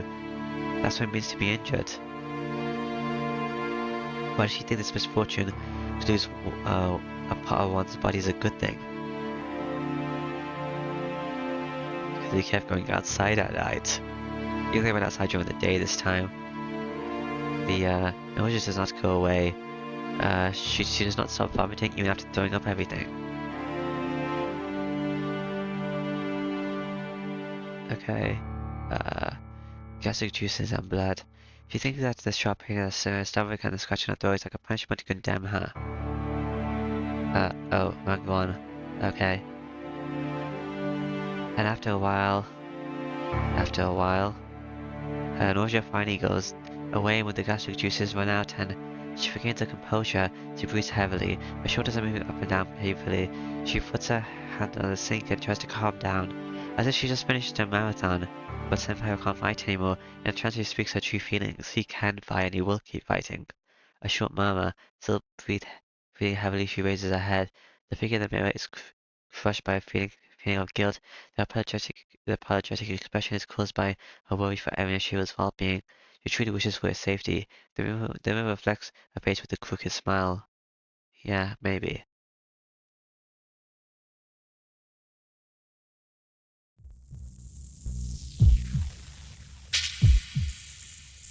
Oh, it's hot. I'm trapped in a sultry stone room. Oh, I'm in this place again? The huge rating for my shoulders is like a plague of microscopic bugs eating my cells. I think I was here in Saber's root. My shoulder, the place where my arm used to be, is covered with honey, and ants are swarming on it, so it looks like a carpet. It's hot. My body is burning from within. This isn't like a sultry stone room, but more like a sealed frying pan. I hear the sound of something burning and realize that I've been scorched black. It's hot. The heat melts my mind, leaving my body untouched. Slowly and fiercely, it burns through my genes as if trying to overwrite them. Is this nightmare finally coming to an end? It's hot. The hole is sealed so that the ants cannot escape. It's hot. Ants. It's hot. It's hot. It's hot. It's hot. It's hot. It's hot. It's hot. It's hot. The hole is in my shoulder. I don't know why, but my Mason left arm became a gateway, allowing the ants to flood out into my body. And the entrance, the hole to let them out, is sealed with flesh that's not mine. It's changing. It's changing something I don't know. It's coming in. Knowledge I shouldn't have is flowing into me. It is his bad experience and bad information. Like, oh yeah, this is Archer's thing. This is no phantasma. It's not the pale sword. It can sell him back here, favoring the treasured swords made by an ancient blacksmith. He himself was a blacksmith heroic spirit. That's why he duplicates everything he sees and understands. No, it's not duplication but projection. A unique magic that reproduces the real thing using an image in the caster's mind. Am I gonna find a little projection? And the heat burning my head tells me to manage this skill. Yes, make them all. Heck, don't kid me, that's impossible, it won't fit. I know about projection, I'm not that level yet. Kind chords like this will destroy my body. First, while I have my hands full, I can't memorize or use someone else's ability, but I have the needed power to begin with, and we're strangers with no connection. There's no way to become familiar with my body. No, I won't be able to bear it even if it becomes familiar with my body. You can't put out of order or destroy the irregularity even if you help me. I don't have the skills to handle it. Yeah, just make Caster's blade and stab everyone with it. I'm in the church. My consciousness slowly returns. I'm sleeping in an unfamiliar bed in an unfamiliar room. Huh, where's my body? I think I might save at the forest. Right away with Illya. Tosaka and Illya. There's Illya. Our eyes meet. Ilya's beside the bed staring at me with a blank amazement. I see. So you're alright, Illya. I sigh with relief. I don't get the situation, but I'm glad Ilya's alright. Oh good, you're awake, Shiro. Yeah, I'm awake. Oh, wait, Illya. Illya charges at me. Whoa. I'm so glad, Shiro. How come she buries her face in my chest when pieces have over and over? Berserker's dead, though. I don't get what's going on, but I can't do anything if she's crying like this. Did you wound her? Make him put on another one if you think it's slightly strange. Oh, it doesn't hurt anyway. Well, Polly, can you explain to me what happened after that? As I speak, gear. I feel like a long knife is thrust into me. Did he just say you can't use projection magic? Does that mean I haven't truly learned it yet? Unable to bear the pain, I tear my chest with my right hand. I think I have, right? Shiro, calm down. Don't try to bear it, but try to repress your left arm. Oh, left arm? I don't quite get it. I don't get it, but I want to escape this pain as quickly as possible.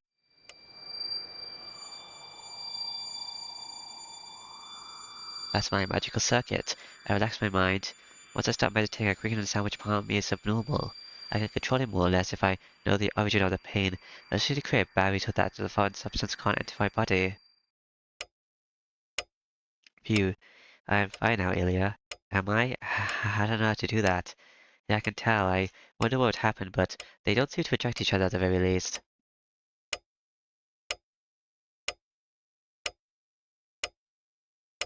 Seems like Illya knows what's causing the pain. Yeah. Huh? I look at myself and notice that I'm wearing a big hospital clothes. No, these are more like restraints. All I can move is my right arm. Everything else is firmly belted down. I can't take them off myself. Oh, what are these? Why am I wearing something like this, Illya? It looks away awkwardly. I should explain the rest, Shiro. Then, a person I really don't want to see appears. Hello, Mr. Priest. Kiri. She has recovered as well. What I need to do is explain to you the situation, so leave it if you have no business. Yeah, right. I'm going to leave with Shiro. This isn't any problem even if I'm here if you're not going to do anything, right? I see, there certainly is no problem, but I would like to keep the explanation short. If you will not interrupt, go sit in the corner quietly. Alright, I guess I'll do so. Ilya passes coat to me and walks to the wall. Alright. Well, I shall answer your question before I explain the situation. Do not be too surprised, Shiro. Why? Was I also gonna rampage? Cody reaches out. He unbuckles the belt and removes the covering. I'm red.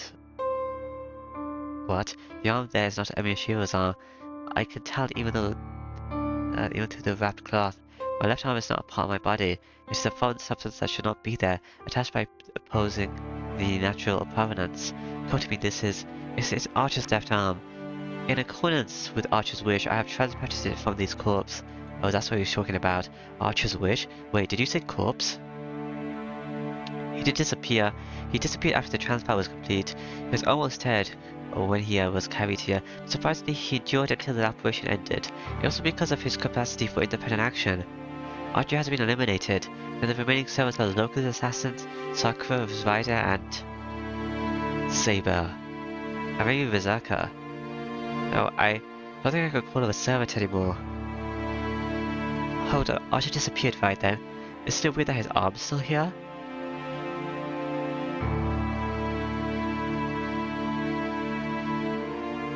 His left arm would have disappeared too if he disappeared before the transplant was complete, but that has been cut and placed to your body. While Archie was still in this world, it's part of a heroic spirit that has been connected to your magical circuit, and is stayed in this world using your magical energy. It has become a part of your body after the transplant was complete. The left arm remains even if Archer disappears. After that, the left arm is already yours now. Uh-huh. Then this is really my, wait, is Saber gonna kill me because I have a low relationship points with her? Maybe, actually. Seems like something she would do. Yes. You two have died in your condition. Archer lost the core that anchored him to this world while you lost your arm in the mortal world. In a mortal wound. Fortunately, Archer did not have a physical wound, so he saved your life by offering you his body. The left arm that melted, the heat that violates my mind, and this left arm that is not mine. Oh, that's why I had all those visions. Okay. Everything tells me that the event in that forest really did happen. Huh. I fell in that forest. I was saved by Archer after that. But is it even possible to transplant a servant's body onto a human's? It is possible if it is to just connect them.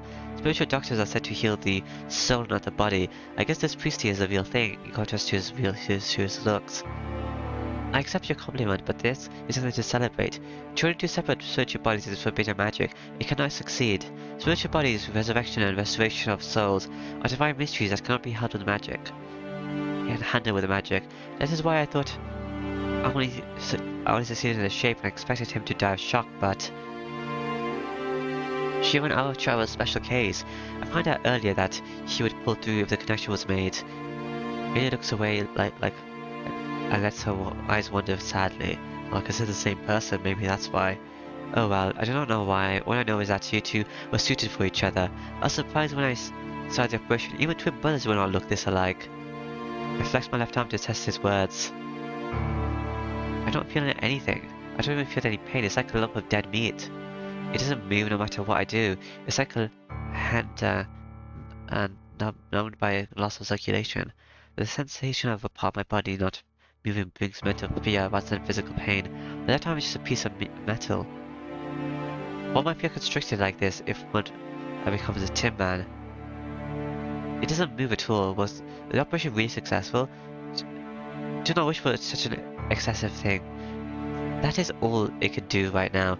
After connecting it, it should familiarize with your body in a few days. I told you earlier, but you two are compatible.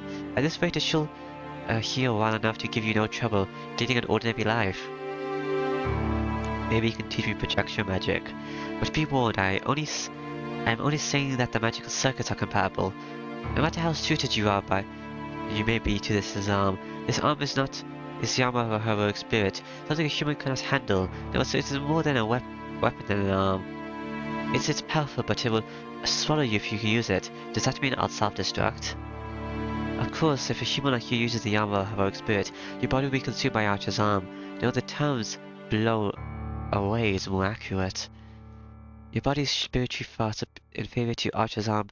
Archer's magical circuit will be activated if you use that arm even once. At that time, you will be unable to withstand Archer's magic and will break down. I don't know about that.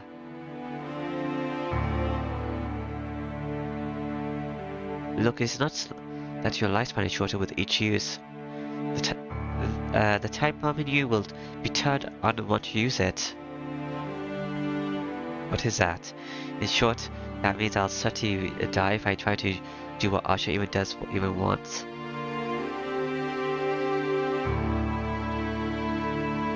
This cloak is for that reason? So I can't use projection magic? Yes, it is a seal. The magical circuit in your left arm will not be activated as long as you keep it on. your arm is treated as a different object, even if you use magic. So, for the final boss, I'm gonna like reveal my arm. I'd kill him. Do not let your guard down. Magic energy flows through your body. Even if you don't use magic, pain will assail your arm as it reacts and tries to deactivate. I have a power with the heroic spirit sealed within my left arm. I say. Your left arm is covered with the shroud of Martin to prevent that. It should be able to suppress the infringement from your left arm to a certain extent as long as you keep it on.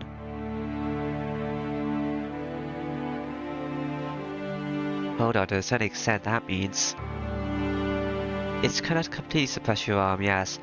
You'll be consumed by Archer's arm, whether you use it or not. If you want to live to old age, become great enough ranges to match the arm. You should then be able to seal your arm without the shroud. I estimate it will take about 10 years before the arm consumes you.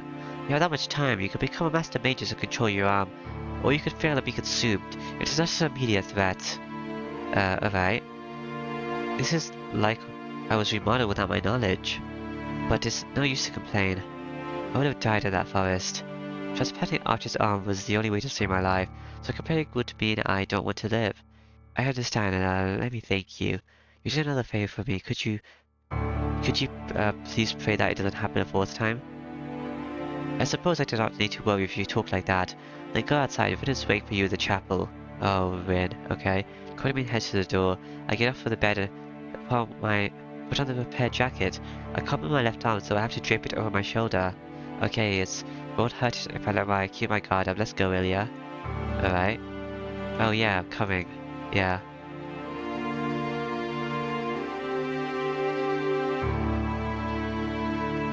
Hey, excellent, find myself in the courtyard. Here again. The sky is dark and it's probably only night time. I forgot to tell you, but you can easily take off that shroud. The choice is always yours. You're free to use Archer's power, but your survival will not be guaranteed. Do your best with that in mind.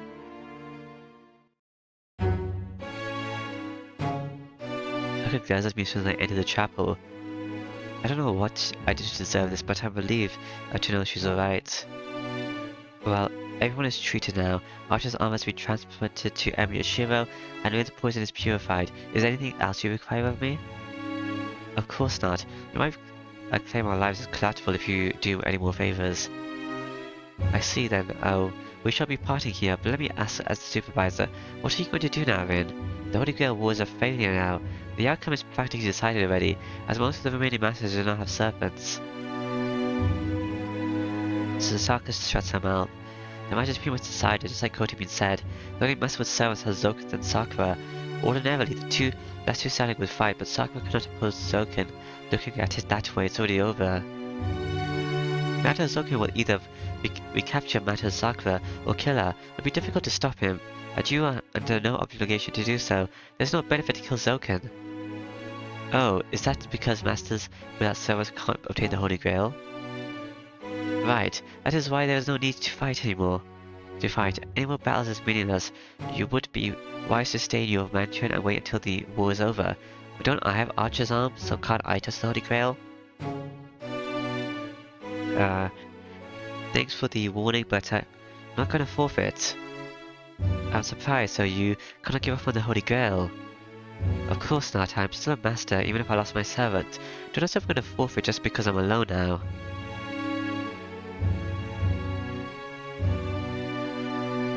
It's not Gilgamesh, I guess. Oh, I see, you certainly are right. There's one other who seriously stayed on this battlefield after losing the servant.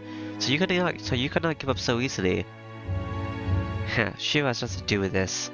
This is my decision, I haven't given up yet, and I don't intend to let Zoken win. Neither of those will save her. I wonder what Gilgamesh is gonna do. Tosaka. From my eyes I look at Tosaka. Oh, why you look so happy? I didn't copy you, okay? I'm not giving up because I think that I still have a chance of winning. It's not like you staying in this war even when I don't have any chance of winning. Even if I don't have any chance. Yeah, I thought so. That's what I expected from you, Tosaka. I don't know what Gilgamesh is gonna do. That's annoying in a way too, but it's fine if you understand. Isn't there like 6 days left after this? I wonder what's gonna happen. She looks away. Sakura doesn't want to give up the Holy Grail to Zoken, not because of her sense of justice. Sakura cannot be saved if Zoken wins. If you want to save Sakura, Sakura has to obtain the Holy Grail. Or, else someone who wants to save her has to claim it. That's why Sakura said she or Sakura has to win. That's the only reason she's fighting against Mato Zoken. So Sakura cannot obtain the Holy Grail anymore, but is still willing to save Sakura, her younger sister. So what about you, Amishiro? Will you not give up the Holy Grail just like Rin? No, I won't stop fighting. I have my goals too. I won't let Zoken do as he wishes. You see, I shall not stop you if you want to keep fighting. There is a hopeless difference in your power. No matter Zoken is a weak person, I'm sure you could devise some plan. Also, he killed Lancer as well, right? So maybe they have Lancer?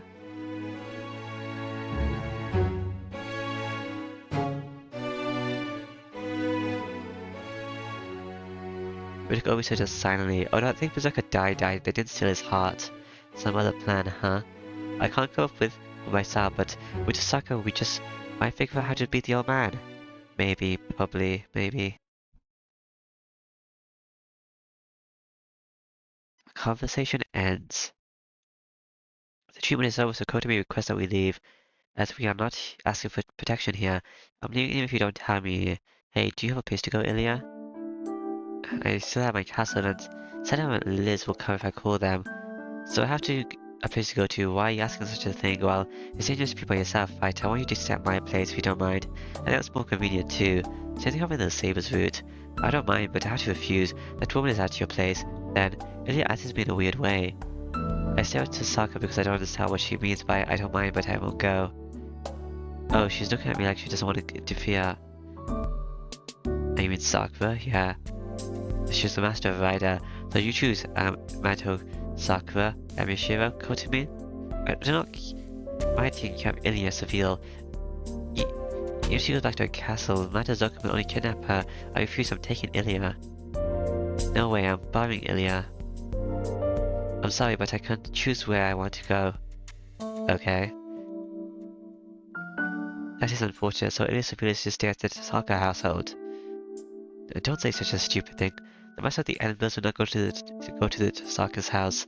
Okay, then where are you going to go? You'll have to go back to your castle if you don't want to stay at the church, my house, or Shiro's place. I know that place is my workshop, so I won't go into that care of another master. I'm going to do things myself even without Berserker. Okay. Oh, I thought so. You almost killed Shiro once, but he came to save you in spite of that. But you don't feel any appreciation and you're going back to your castle, huh? Did you hear that, Emily-kun?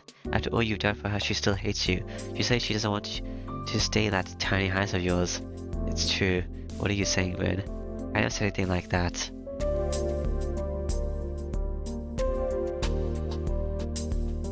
You're saying it. You're not going to Emily's place because it's unreliable, right? You're saying you're going to go back to your castle where you feel safe. It's true. That's true, but I'm going back to my castle because I have to get away from Shiro. Oh, so him being unreliable doesn't matter because you hate him, huh? Well, why do you say that in the first place? It's like a calmly criticizes Illya. Oh, this is bad. Just as I'm worried that this will turn bloody. That's not true. I never said that. I don't want Shiro. It's something else that I don't like. Hear that? You're really popular, American. Saka smiles gently. And Illya clears a tone with vexation. That doesn't help my situation though. But whose house is Illya going to? Probably still the Emiya household, I guess. And then Illya will be coming to my house, yeah. Saka and Illya leave the chapel and arguing. I guess I can say they're getting along. Our conversation is over. It's our problem now, so there's nothing to talk about with Kotomin. I follow after them and leave the chapel, but then, do not forget, Emishiro, that body of yours will no longer permit you to fight. The priest gives his usual warning. It's okay, I'm gonna ignore you, priest. That's not true. It's just that I closed my left arm, I can still fight. I see, but by the way, how's Mato Sakura's condition? Pretty bad. Sakura's condition? That's a bit unexpected. I thought he was going to make more sarcastic remarks, so why is he suddenly concerned about how Sakura's doing? What's going on? What good would it do for you to care about Sakura? Seems you don't understand. I'm talking about your body. Look at me, Shiro. Your body's in critical condition, but Mato Sakura's carrying a dangerous bomb. You will not be safe if you do not fight, but she is breaking down with each passing second. That is why you cannot stop fighting, even though you know fighting will only bring you closer to death.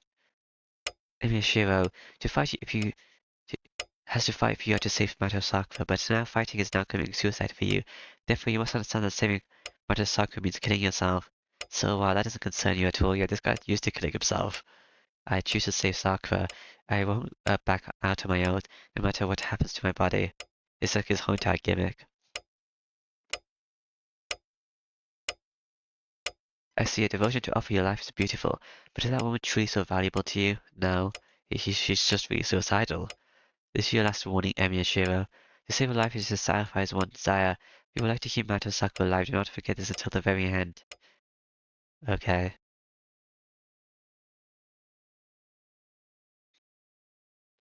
I go outside.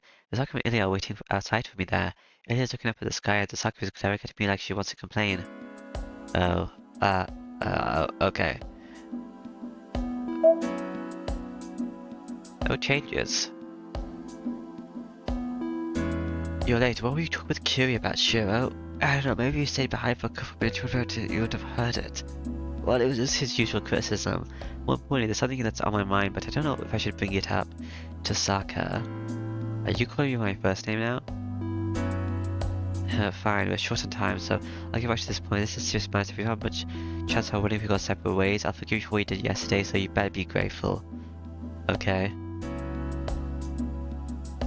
Her manner is pompous, but her words are even more so. It's hard to understand, but what Asaka wants to say is, Asaka, does that mean? Yes, I'm saying we can cooperate. First of all, you're unreliable. We're both out to defeat Zoken, so I can cooperate with you. Cool. Now there's 4 of us. Well, 3 maybe. 3.5 if Ride is counted. No, Ride is still on Sakura's side. There's 2 of us, me and Illya. Everyone else is against me. Sakura continues angrily. It feels like I'm hitting, I'm hitting the head with a hammer. The sudden request is a great fortune. Oh, so thank you, I owe you to Sakura.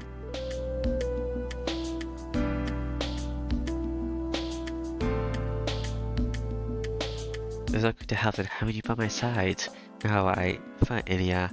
She has like, the ends of her name, and she's not annoying. She doesn't try to kill me. Well, she did try to kill me a couple of times, but you tried to kill me a lot as well. I take Tasaka's hand and shake it up and down. This is troubling. I know I'm too mean to have but I can't control, so I can't stop myself. Hey, I understand you don't have to thank me, so hold on.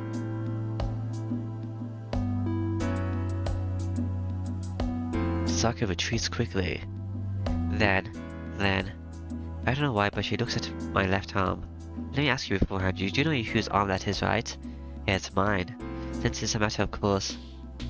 Tasaka then takes a deep breath. Then you're my servant from now on, Shiro. You're safe thanks to my servant, so that's natural, right? It makes a ridiculous demand. What? What? I'm really lost. I try to figure out what Tasaka means. Is this Archer's arm? What are you saying? It's stupid to claim its ownership just because of something like that. Yes, it can be reasonable after all. First of all, you're completely missing the point. Shiro is mine, so there's no way he can be yours. I see. So she's missing the point too. Why did the music keep cutting out? Hey, you're the one talking big. Do you think she was yours because you spared him once? Then that goes for me too as well. I was so angry when I met him at school that I almost went berserk myself. That's just because you're immature. I spared him every day, so Shio's life is obviously mine. I can choose to keep him alive or not, and you have nothing to do with this, so stay out of it. I have nothing to do with this? Don't take me so lightly. I can't concern myself, this much if I have nothing to do with this. Archer trusted me with him, and so I'm going to take responsibility and make sure he stays alive.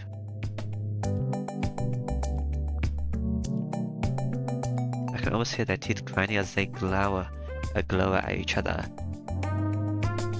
I will wait for it to end well. It's going to be troublesome no matter who wins. Okay.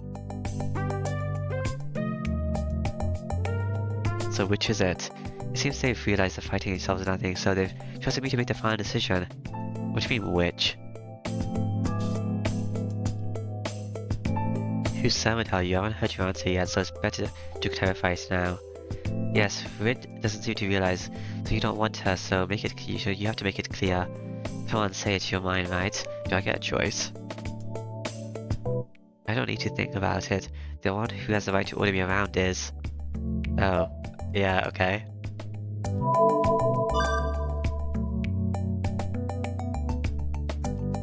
I guess it's Illya. I say the name that's popped into my head. Yeah, you lucky guy. To Saga death. Illya hugs me. I feel like my brothers are like how happy she is.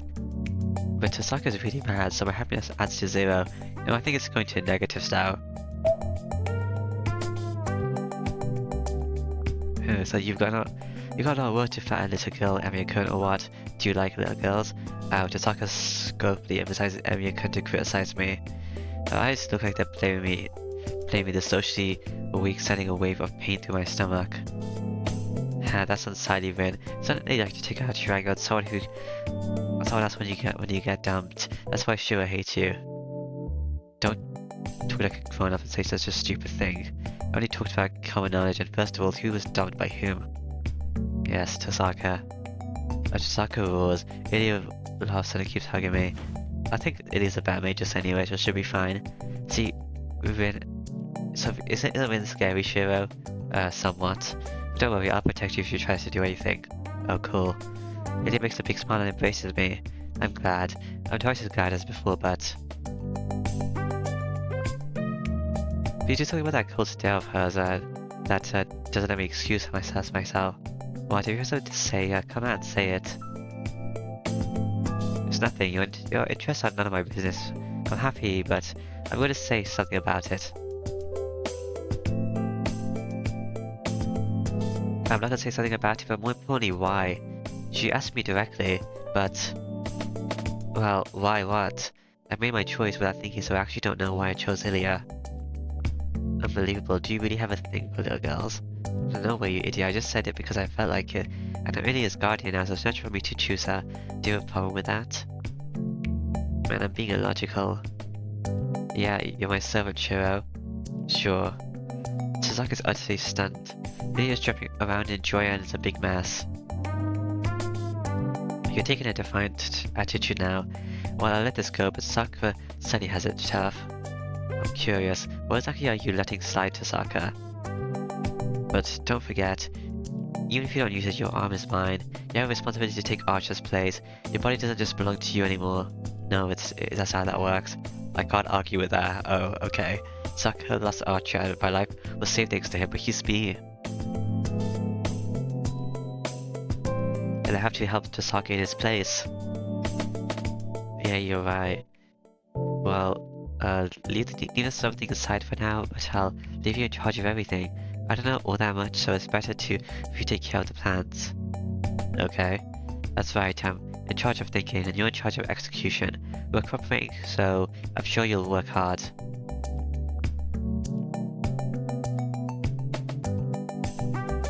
That's right. Regardless of how it happened, my left arm has been replaced by Archer. But Archer's disappearing when I complain break his contract with Tosaka. It's only right I succeed the promise he could not fulfill. No.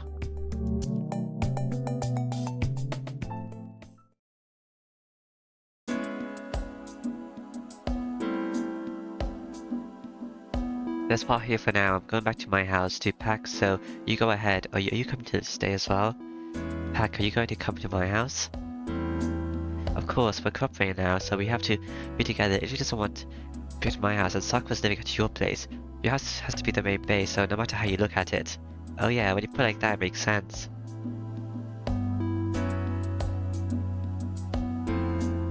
I thought you were firm, but you're pretty loose too. Maybe I made the wrong choice. Maybe.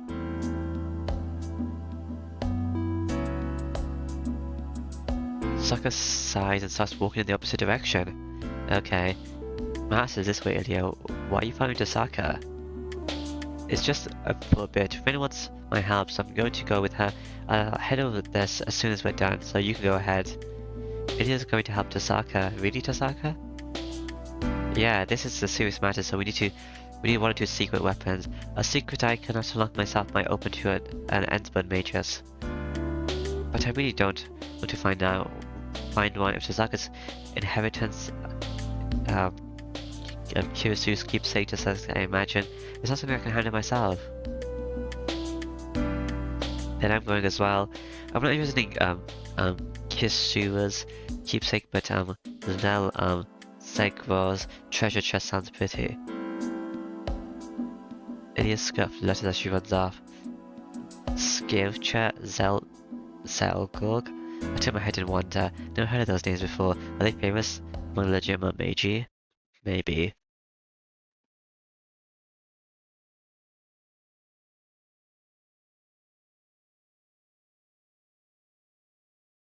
The guests have left. Okay. The chapel regained his silence and the priest looks up at the statue. Was it fine to let the Holy Grail go? The voice comes from behind him. Where was he hiding? The golden-haired man asked the priest cheerfully. I do not mind. I never had any attachment to it. I will not stop the Holy Grail from siding with them. You're right, you had no wish for the start. If your words are true, it would not make sense to stop the Holy Grail. The man laughs.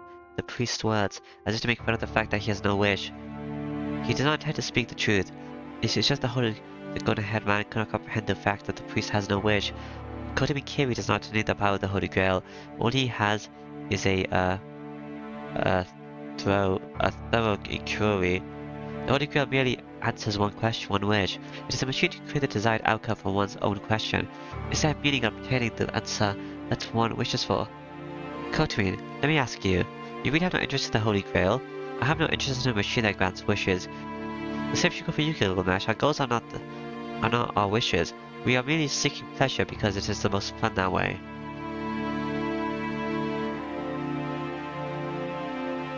It's like eating food. A wish is something that is answered. But a human will not be saved if a wish is granted itself. The priest keeps staring up at the statue. And beyond it, 10 years in the past, when he still had a wish.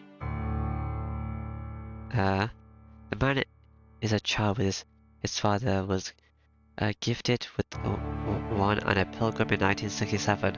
The name Kiri is supposedly a word of prayer. The man's father named his son in the hope that he would become pure and beautiful. The boy grew up according to his expectations. Even as a young child, he had the morals and the good sense. So much insight that people thought he was precocious. The father was delighted to be blessed with a great successor, and the son knew of his father's delight. It is a great pleasure for a parent to know that his child is gifted. That must have been why the man considered him valuable. Understanding this, the boy grew just as his father expected. There's no doubt, his inability to love his father was related to meet the man's expectations. The boy named Kiri grew healthily, but there was one point. You could understand the beauty of which his father spoke. One morning he realized the inconsistency. He woke up, raised his head and knew. He was not sure what he understood at that moment, though he wondered why it took him so long to realize. In either case, he knew what he had forgotten. His father prayed for him to become beautiful and named him Kiri. That had always been his question. The thing his father considered beautiful, the boy had never considered beautiful. It was as simple as that. He considered moths beautiful instead of butterflies. He considered poisonous plants beautiful instead of roses. He considered the evil beautiful instead of the good.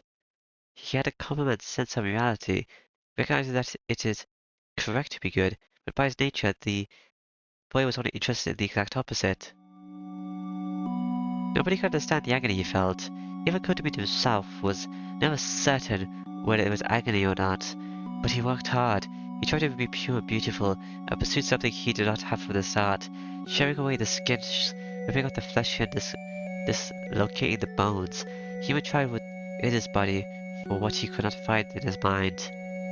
His father spent over 10 years on his pilgrimage, wearing thorn shoes. The distance he walked could stretch to the moon. If it was not for physical pain for missionaries, the mental pain is far more significant.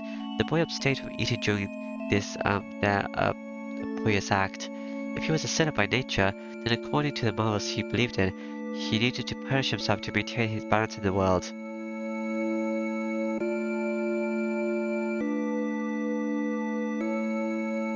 10 years passed. Unable to reach the infamy he so sought, he arrived at a single conclusion in his place. It was simple. In short, he did not have the sense to feel normal happiness. Good matters that people consider right and find happiness in. Um, Philanthropy, trust, glory, safety. Such matters did not delight him. It's just that he was born with the deficiency. What he took pleasure in was the suffering of others, murder by others, love and hatred of others, degradation by others. Such negative concepts were the only things that made him feel happiness. His misfortune was carrying a sense of morality, even when he had such a mind. The child understood at a young age that he was not in accordance with the world, and he tried his best to overcome it. He did not surrender to his condition by indulging in twisted pleasure. He tried to save himself, one who could not find happiness in any other way, by turning himself into a normal person.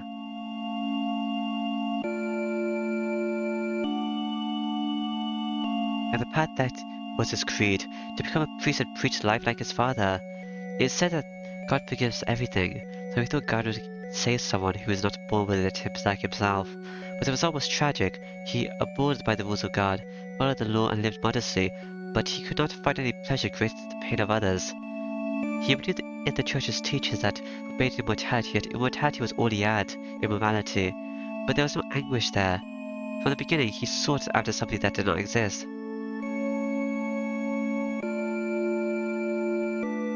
He did not lose something he had, so there's no reason for him to grieve. The only thing that concerned the priest as he matured was the question why. Yes, at every cornerstone of his life, crossroad of his life, the pleasures of committing crimes. One could understand if he reveled in his own corruption, satisfying his urges by committing crimes himself. Wealth gained from evil deeds. It would make sense if he entrapped others out of greed and obtained wealth, but what was wrong with him to not even have the option of turning him from good to evil? Who could possibly be born so defective, being born as a defective being and end his life so detached from this world? Do they come into this world with the premise that they harm the world, call of good sense, acknowledgement of morals, trail of justice? Every one of these could conclude that evil should not exist, but what about it? If it should not exist, why are such things created? It is right. If one has a deficiency, one should not be born. The world hates evil and removes the faults, but something that was never wanted was given life. There are beings that exist to be hated and die. The man inquired what crime was. His reward for years of anguish and blind devotion was not salvation. But just why?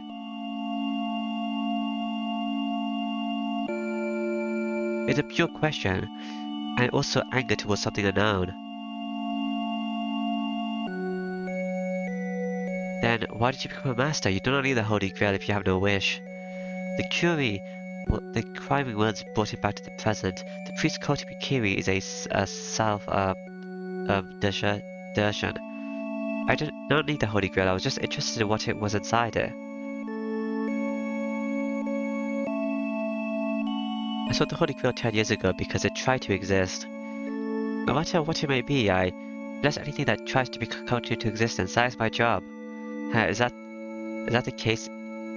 Even if you are not interested in what is born?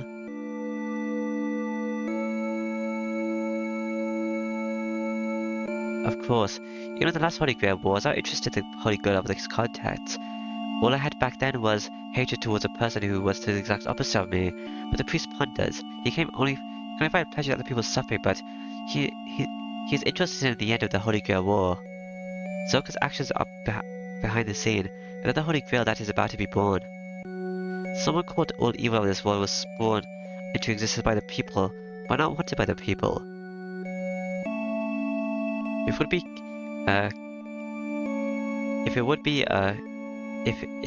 would convince such a thing, maybe that is the whereabouts of good or evil, something that was stuffed into the shell but never hatched.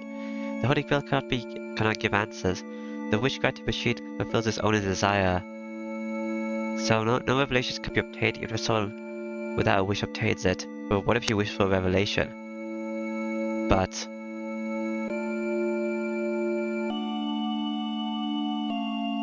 what if you do not ask for answers, but instead create something with the Holy Grail that can give the answer? What? The man narrows his eyes. The priest is smiling in front of the statue, Kotamin. The smile is that of a dying woman. That expression is worn by the man, with no interest or desire. The answer should come soon. If this question is a blasphemy to his God, his eyes aren't showing joy. The priest like an angel that fell to the ground. I shall pledge before God.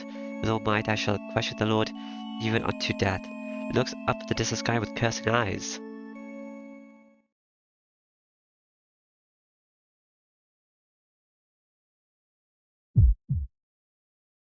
Bah, bah. I trudge up the hill. The town is unlively. It's still 8 or 9 o'clock, but the town is desolate and devoid of any human presence. Before I know it, I'm stopping and leaning against a wall. My left arm is burning.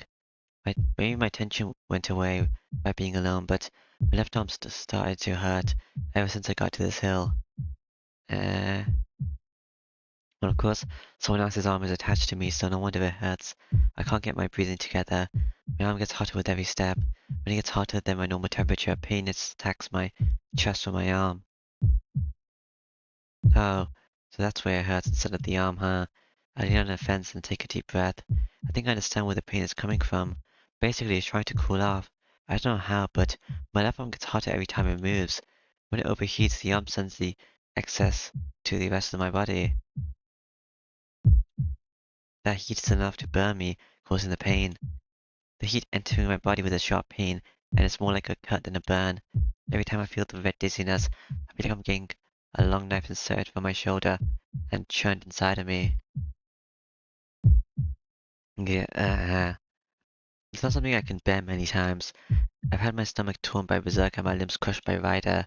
Even with such experience in mind, the prospect of getting stabbed by my own body sends a chill through me. It's fine, calm down. It'll calm down if I just let it get hotter. I try to relax while looking up at the sky. It's been 20 minutes since I parted with Osaka and Illya. I shouldn't, I shouldn't be home by now, but I can't let Sakura see me like this. I should have been. I have to keep the abnormality of my left arm to myself. Damn Kotamine. What did he mean it would interfere with my ordinary life? This can't be handled easily. I place my hand on my left shoulder and press against the arm covered in red cloth. Hard and rigid as steel, it doesn't even budge. Well, I've stopped sweating and my breathing is back to normal. It's getting late, so I should quickly go home and see Sakura while I still look well. Alright. Sakura may not be here. She may have disappeared out of shame. I'm home. Just taking a deep breath, I hollow up out and enter my house. Oh, hi, Sakura. Oh, welcome home, senpai. Maybe Sakura's been waiting all this time because she's already at the entrance. You don't look so lively. I'm glad you're welcoming me home, but I can't be happy when you're making a face like that. I take off my shoes and go into the house. I want to rest for today. I'll find out what's happened today after I drink a cup of tea in the living room. Wait, I can't do that. I have to tell her what's going on first. Sakura will be coming soon. I have to tell her about what's going on before. And or she'll be on guard against Osaka. Sakura's about what happened today. Senpai, aren't you going to say anything about that? Then, Sakura says something with difficulty. What do you mean? She keeps silent. She's looking at my left arm. Oh, you mean this? Yeah, I'm sure you're surprised if it looks like this. It's covered with cloth that doesn't look like anything like bandages. Even if she doesn't know what went on, you would assume something happened to my arm. Yeah, I injured it a bit, but it moves fine. And it's alright now. This cloth is just a bother. But Kotami told me not to take it off. Well, he's the one who treated me, so I'm going to obey him. I pat my left arm to show her it's alright. But Sakura is even more silent now. Sakura's really fine. Yeah, even though you're the one who did it. It looks worse than it is. It's just a scratch. It'll heal right away, so you don't need to worry. It can't be just a scratch. That's not even your arm anymore. You can't even move the finger, so how can you tell me that? I don't fall such an obvious lie. Or are you not telling me because it's meaningless? Her reply is like fire. My intensity, ins, ins, ins, ins, my insensitivity leaves me speechless. I haven't even considered how Sakura felt today, waiting for me here. Sakura. Oh, I'm sorry, senpai. I didn't mean to blame you. Your record said I should care about myself, so I... but this is my arm. It's just future me's arm from a different reality. A different timeline, where he did the Saber's route. No, well, you're right, but you're wrong. I'm not mad because you yelled at me. This is the first time I've seen you seriously mad. So I was surprised and I was contemplating my actions. Contemplating? Yeah, it's certainly not good to bluff, all the more if it's to you. I probably didn't want to look bad in front of you, that's why I bluffed and tried to act normal. But now that I think about it, that looks worse. It's natural for you to get mad. Oh no, you never look bad. I do look bad, man. Don't tell Sakura about it, so she doesn't get worried. No, I was just putting on a show to look tough. Yeah, I'm sorry, Sakura, I lost. My arm turned out fine, but I couldn't be of any use to you.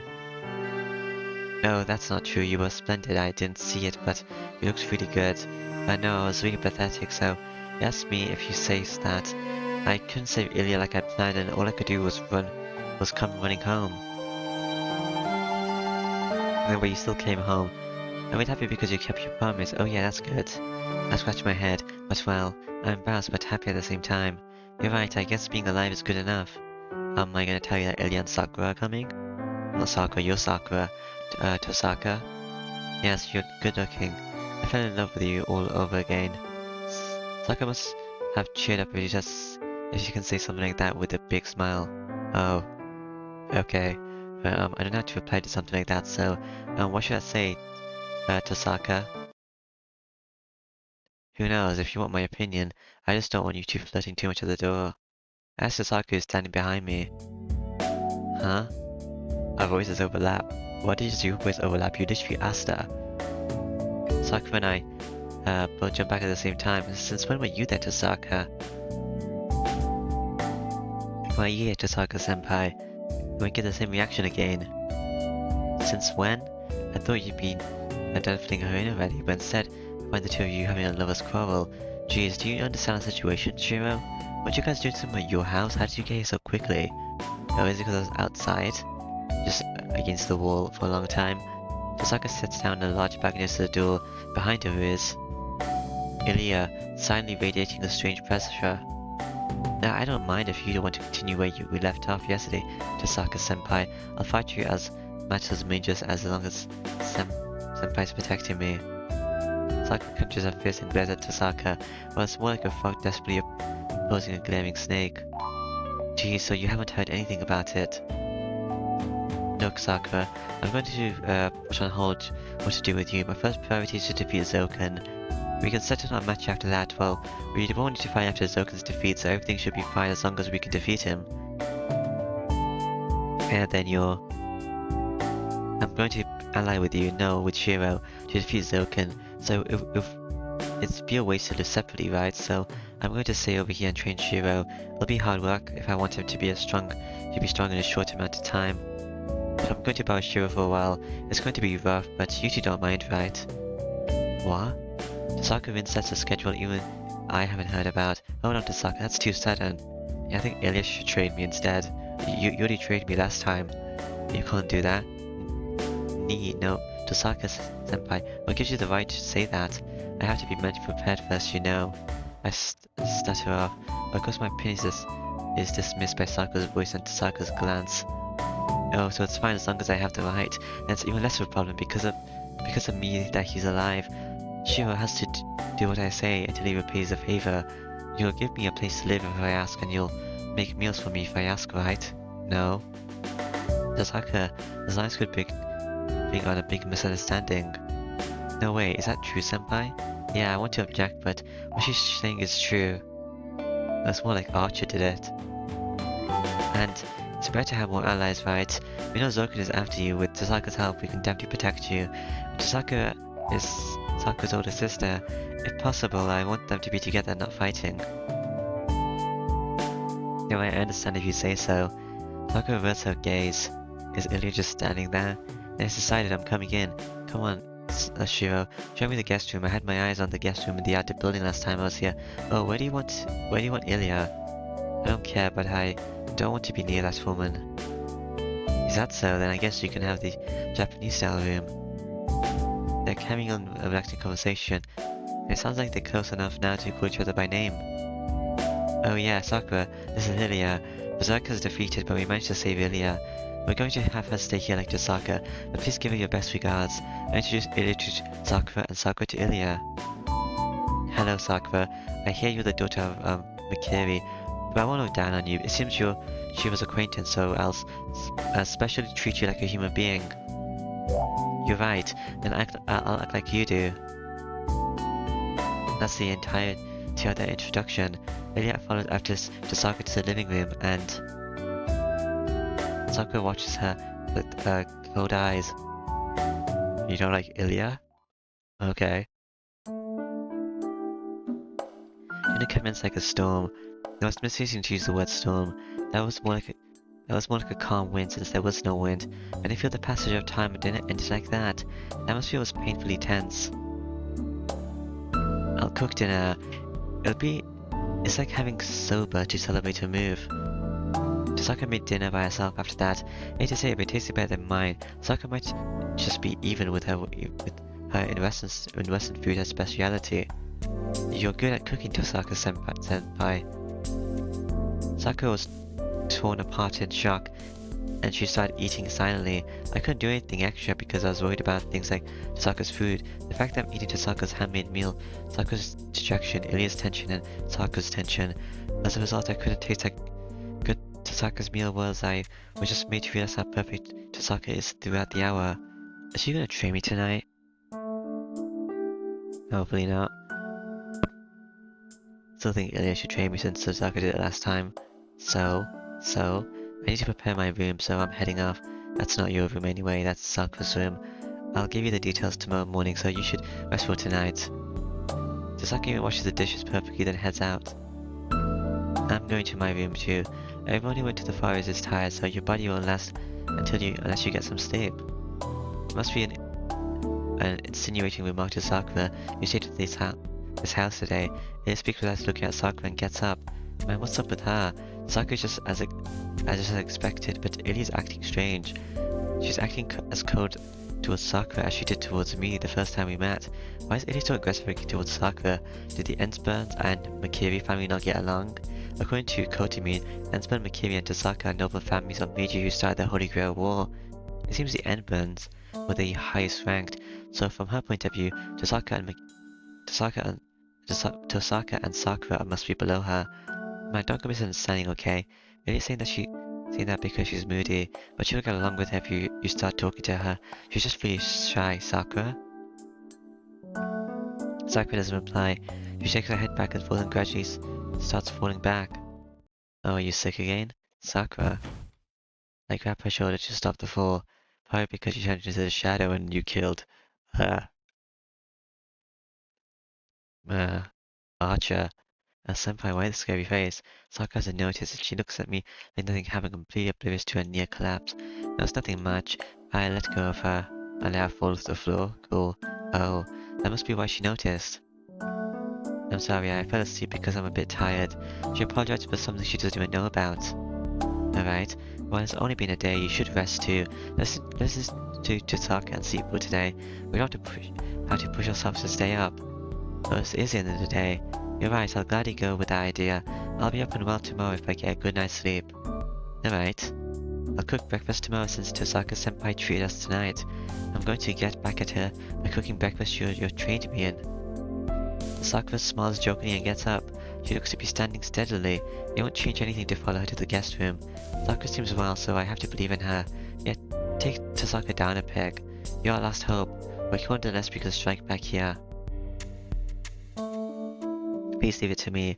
I'll make sure to give her a punch. I'm glad I can count on you. I'll give you what little help I can. We'll sleep early tonight and meet at the kitchen at 6 o'clock tomorrow, is that fine? Yes, I'll be waiting, senpai. I won't be waiting, I'll be knocked out till like 10. Sakura bows and heads to the porch. Then, senpai, please don't tell Nissan about what happened earlier. Sakura speaks in a tense voice without turning around. I know you just fell asleep, so it's nothing to tell Tosaka. Okay, good night, senpai. She closes the shoji. Sakura leaves without turning around. She must have been talking about the fact that she almost collapsed. Sakura hasn't recovered as much as she thinks. Kotomi said she won't last more than a few days. Even ignoring what Kotomi will do to her, she is unstable. That's why Sakura is trying to act fine, as if telling us that she's alright, and that we don't need to worry about her. Nissan, huh? Sakura says that word only when she's alone with me, and only when she's feeling faint-hearted. Sakura calls Tosaka Nissan when she can't suppress her cries for help. Their complicated upbringing create a wall between them. They may be able to return to being normal sisters if that wall is destroyed. That might be the best thing I can do for Sakura right now. Yeah, they're acting awkward, but they show some hope. This situation was dumped in our laps, but it may be a good opportunity after all. Okay.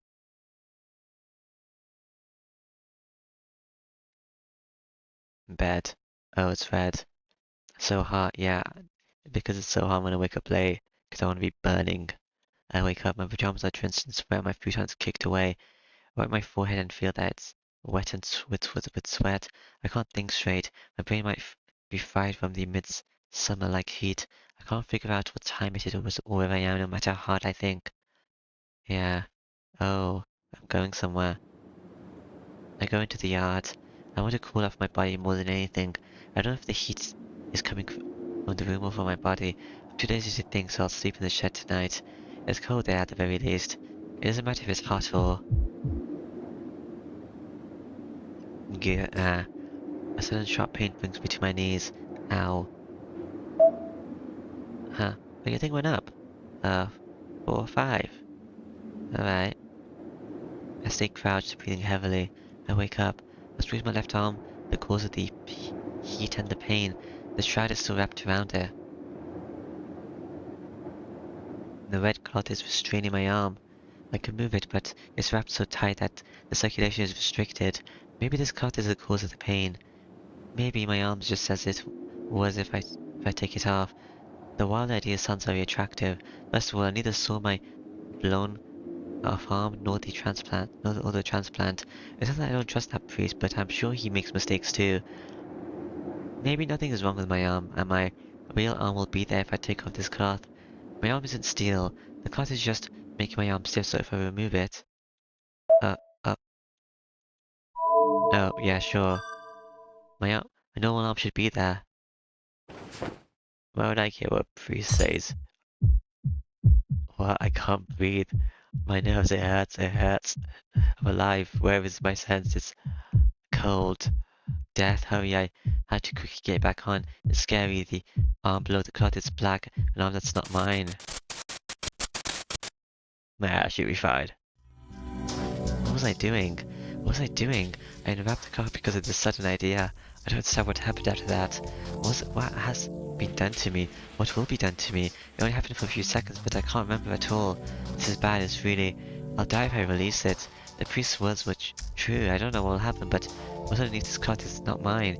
Forget about it. It's just that my arm doesn't move if I think about him anymore. I'll slow down because of fear. That's not allowed. Archer's arm wasn't transplanted onto me so that I could cower in fear. That's right. I have to think about Sakura instead of my arm. Sakura was not different from this morning, but I don't know when she might collapse. I have to defeat Zokin and obtain the Holy Grail before that. I have to think about how to do that. A way to beat Zokin and Assassin with one arm. No, they aren't the only enemies. They are the mysterious enemies too. Ba ba ba ba. Huh. I don't know the circumstances. I don't know what that black shadow is, nor if Saber became Zokin's servant. All knows that she's my enemy now. Oh no. To be honest, I know. You have no chance of victory. I don't know what this pain will be like in the future. Dimming up houses overwhelming and I'm not even sure about myself. How can I protect Sakura in such a state? I stand up at the sound of footsteps. I know who it is without looking. Hi, Ryder. You're so in a black outfit, standing to the doorways. She usually doesn't make a sound when she walks, but I'm sure she wanted me to hear her coming. What do you want, Ryder? Ryder looks down at me silently. This is totally unrelated, but Ryder is tall. Maybe there's something wrong for me for noticing it now. Probably. I only have one arm. What's so funny, Shiro? I haven't mastered anything yet. Yeah. Weapons. So no blade or saber. You got anything new, Ryder? No. Okay. Oh no, you're taller than me, right? Even though we've seen each other many times, I've noticed I was laughing at myself how slow I was. No, that's something, I guess. I see, you seem like you were in pain earlier, but it appeared I worried needlessly. No, that I was in pain, I was burning, and then I took off my bandages. That, and after that I lost memory of the event of taking off my bandages. It might just be me, but Ryder sounds angry. Anyway, Ryder, were you the one who saved me today? I don't remember, but I think that it was you that carried me to the church from the forest. Yes, it was me. Sakura told me to protect you. I only obeyed her order as a servant. I see, that was a big help, but that means Sakura used magic energy to use you, right? Then, yes, there is now less of her, um, her, scarly remaining magic energy. I'll consume Sakura if she uses me like this, like she did today. Ryder speaks plainly. There's no pity or hatred towards Sakura. Ryder's only stating the natural fact as a servant. How do we give her energy? I don't think I could be bit again. I can ask you something, Ryder. Of course, if you have a question, please ask it. Alright, are you going to kill Sakura if she loses her command spell? A master that uses up a command spell is first targeted by a servant. If they have not established a relationship of mutual trust, Ryder will mercilessly kill a master using her life to just stay in this world until she can find another contract. Ryder is protecting Sakura out of duty. I see no affection there. That's why I want to know what Ryder's feelings are. Tell me, are you going to kill Sakura? Yes, if Sakura wishes, I will consider killing her to enter agony, but sure, I wish for her to live. Then you won't attack her even if she loses her command spells? The binding of the command spells does not matter. I'll protect Sakura willingly for now. Well, as long as she remains as a master, I do like her. Really? Yes, it is unexpected for me to have such an emotion. I don't know, I didn't talk to you before. Even when I could that one time in the saber room, I just ignored you. No, sorry, I misunderstood. I didn't look that way, so... You don't need to apologize. I do not engage in proper conversations with Sakura. Nor does she talk to me. Mashiro, servants are summoned by being similar to them. You summoned Saber not by any chance, but because you two are alike. Sakura and I are the same in that regard. Does that mean Castus? Master was also the same, but she still killed him. So it is natural for us to have no conversation. We understand each other without a need for such things. I don't know who Castus' master is. I hear warm emotions in Ryder's voice. I imagined her to be cruel because of her appearance, but maybe Ryder's actually quite gentle. I see, yeah, that's great. I'm glad you're on Sakura's side. I see, then it is now my turn. Sure, you don't know what kind of pain Sakura endured. Do you know what Sakura endured since she was adopted to the Makari family? There's no way I would know. Well, Kotomi told me what kind of things she went through. I don't know, so I don't think I can say anything about it, nor should I mention it. Yes, I'm a magus and I know what kind of person Zoken is. It's easy to imagine what happened, and my imagination should be close to reality, but I should not easily mention that I understand. I thought as much. Sakura did her utmost to hide it from you. I would have killed you if you had claimed to understand. Is that for Sakura's sake? Yes, but it seems such measures weren't necessary. You are inexperienced and clumsy, but what is at your core is something trustworthy. That must be why you are salvation for Sakura, because I said I don't understand. Okay. For a long time Sakura only knew registration. She did not feel pain or suffering, but accepted everything as it was day after day. But she changed after meeting you, Shiro. You made her regain the emotion she had lost. That's cool. Can I kill her now?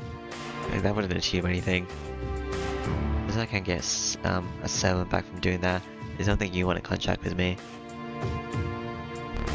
Yeah, the biggest emotion that she regained were pain and suffering, but she only had a recitation before, and you were the only salvation for her. No. I don't really know what Ryder's trying to say. I can understand what Sakura has been through, so I don't know why she likes me. Ryder's words are true because she shares some feelings with Sakura, her master. As if speaking for Sakura, Ryder quietly states, Sure, you said you will make Sakura happy, but for her, these 2 years for happiness itself. With quite sorrow and appreciation. That is all I wanted to ask you. Happiness for Sakura is to have you alive and for you to be by her side. There's nothing else she wishes for. Ryder presses the question on me through her blindfold. That's cool, she's gonna die soon anyway, because of the crust worm, so yeah. Asking me if I understood what that means. No matter Sakura, the fact that Emishi is fighting threatens her happiness. So Ryder is condemning me for what I'm planning to do with my body, but I tightly grasp my stiff left arm. If I can fight with one arm, I should.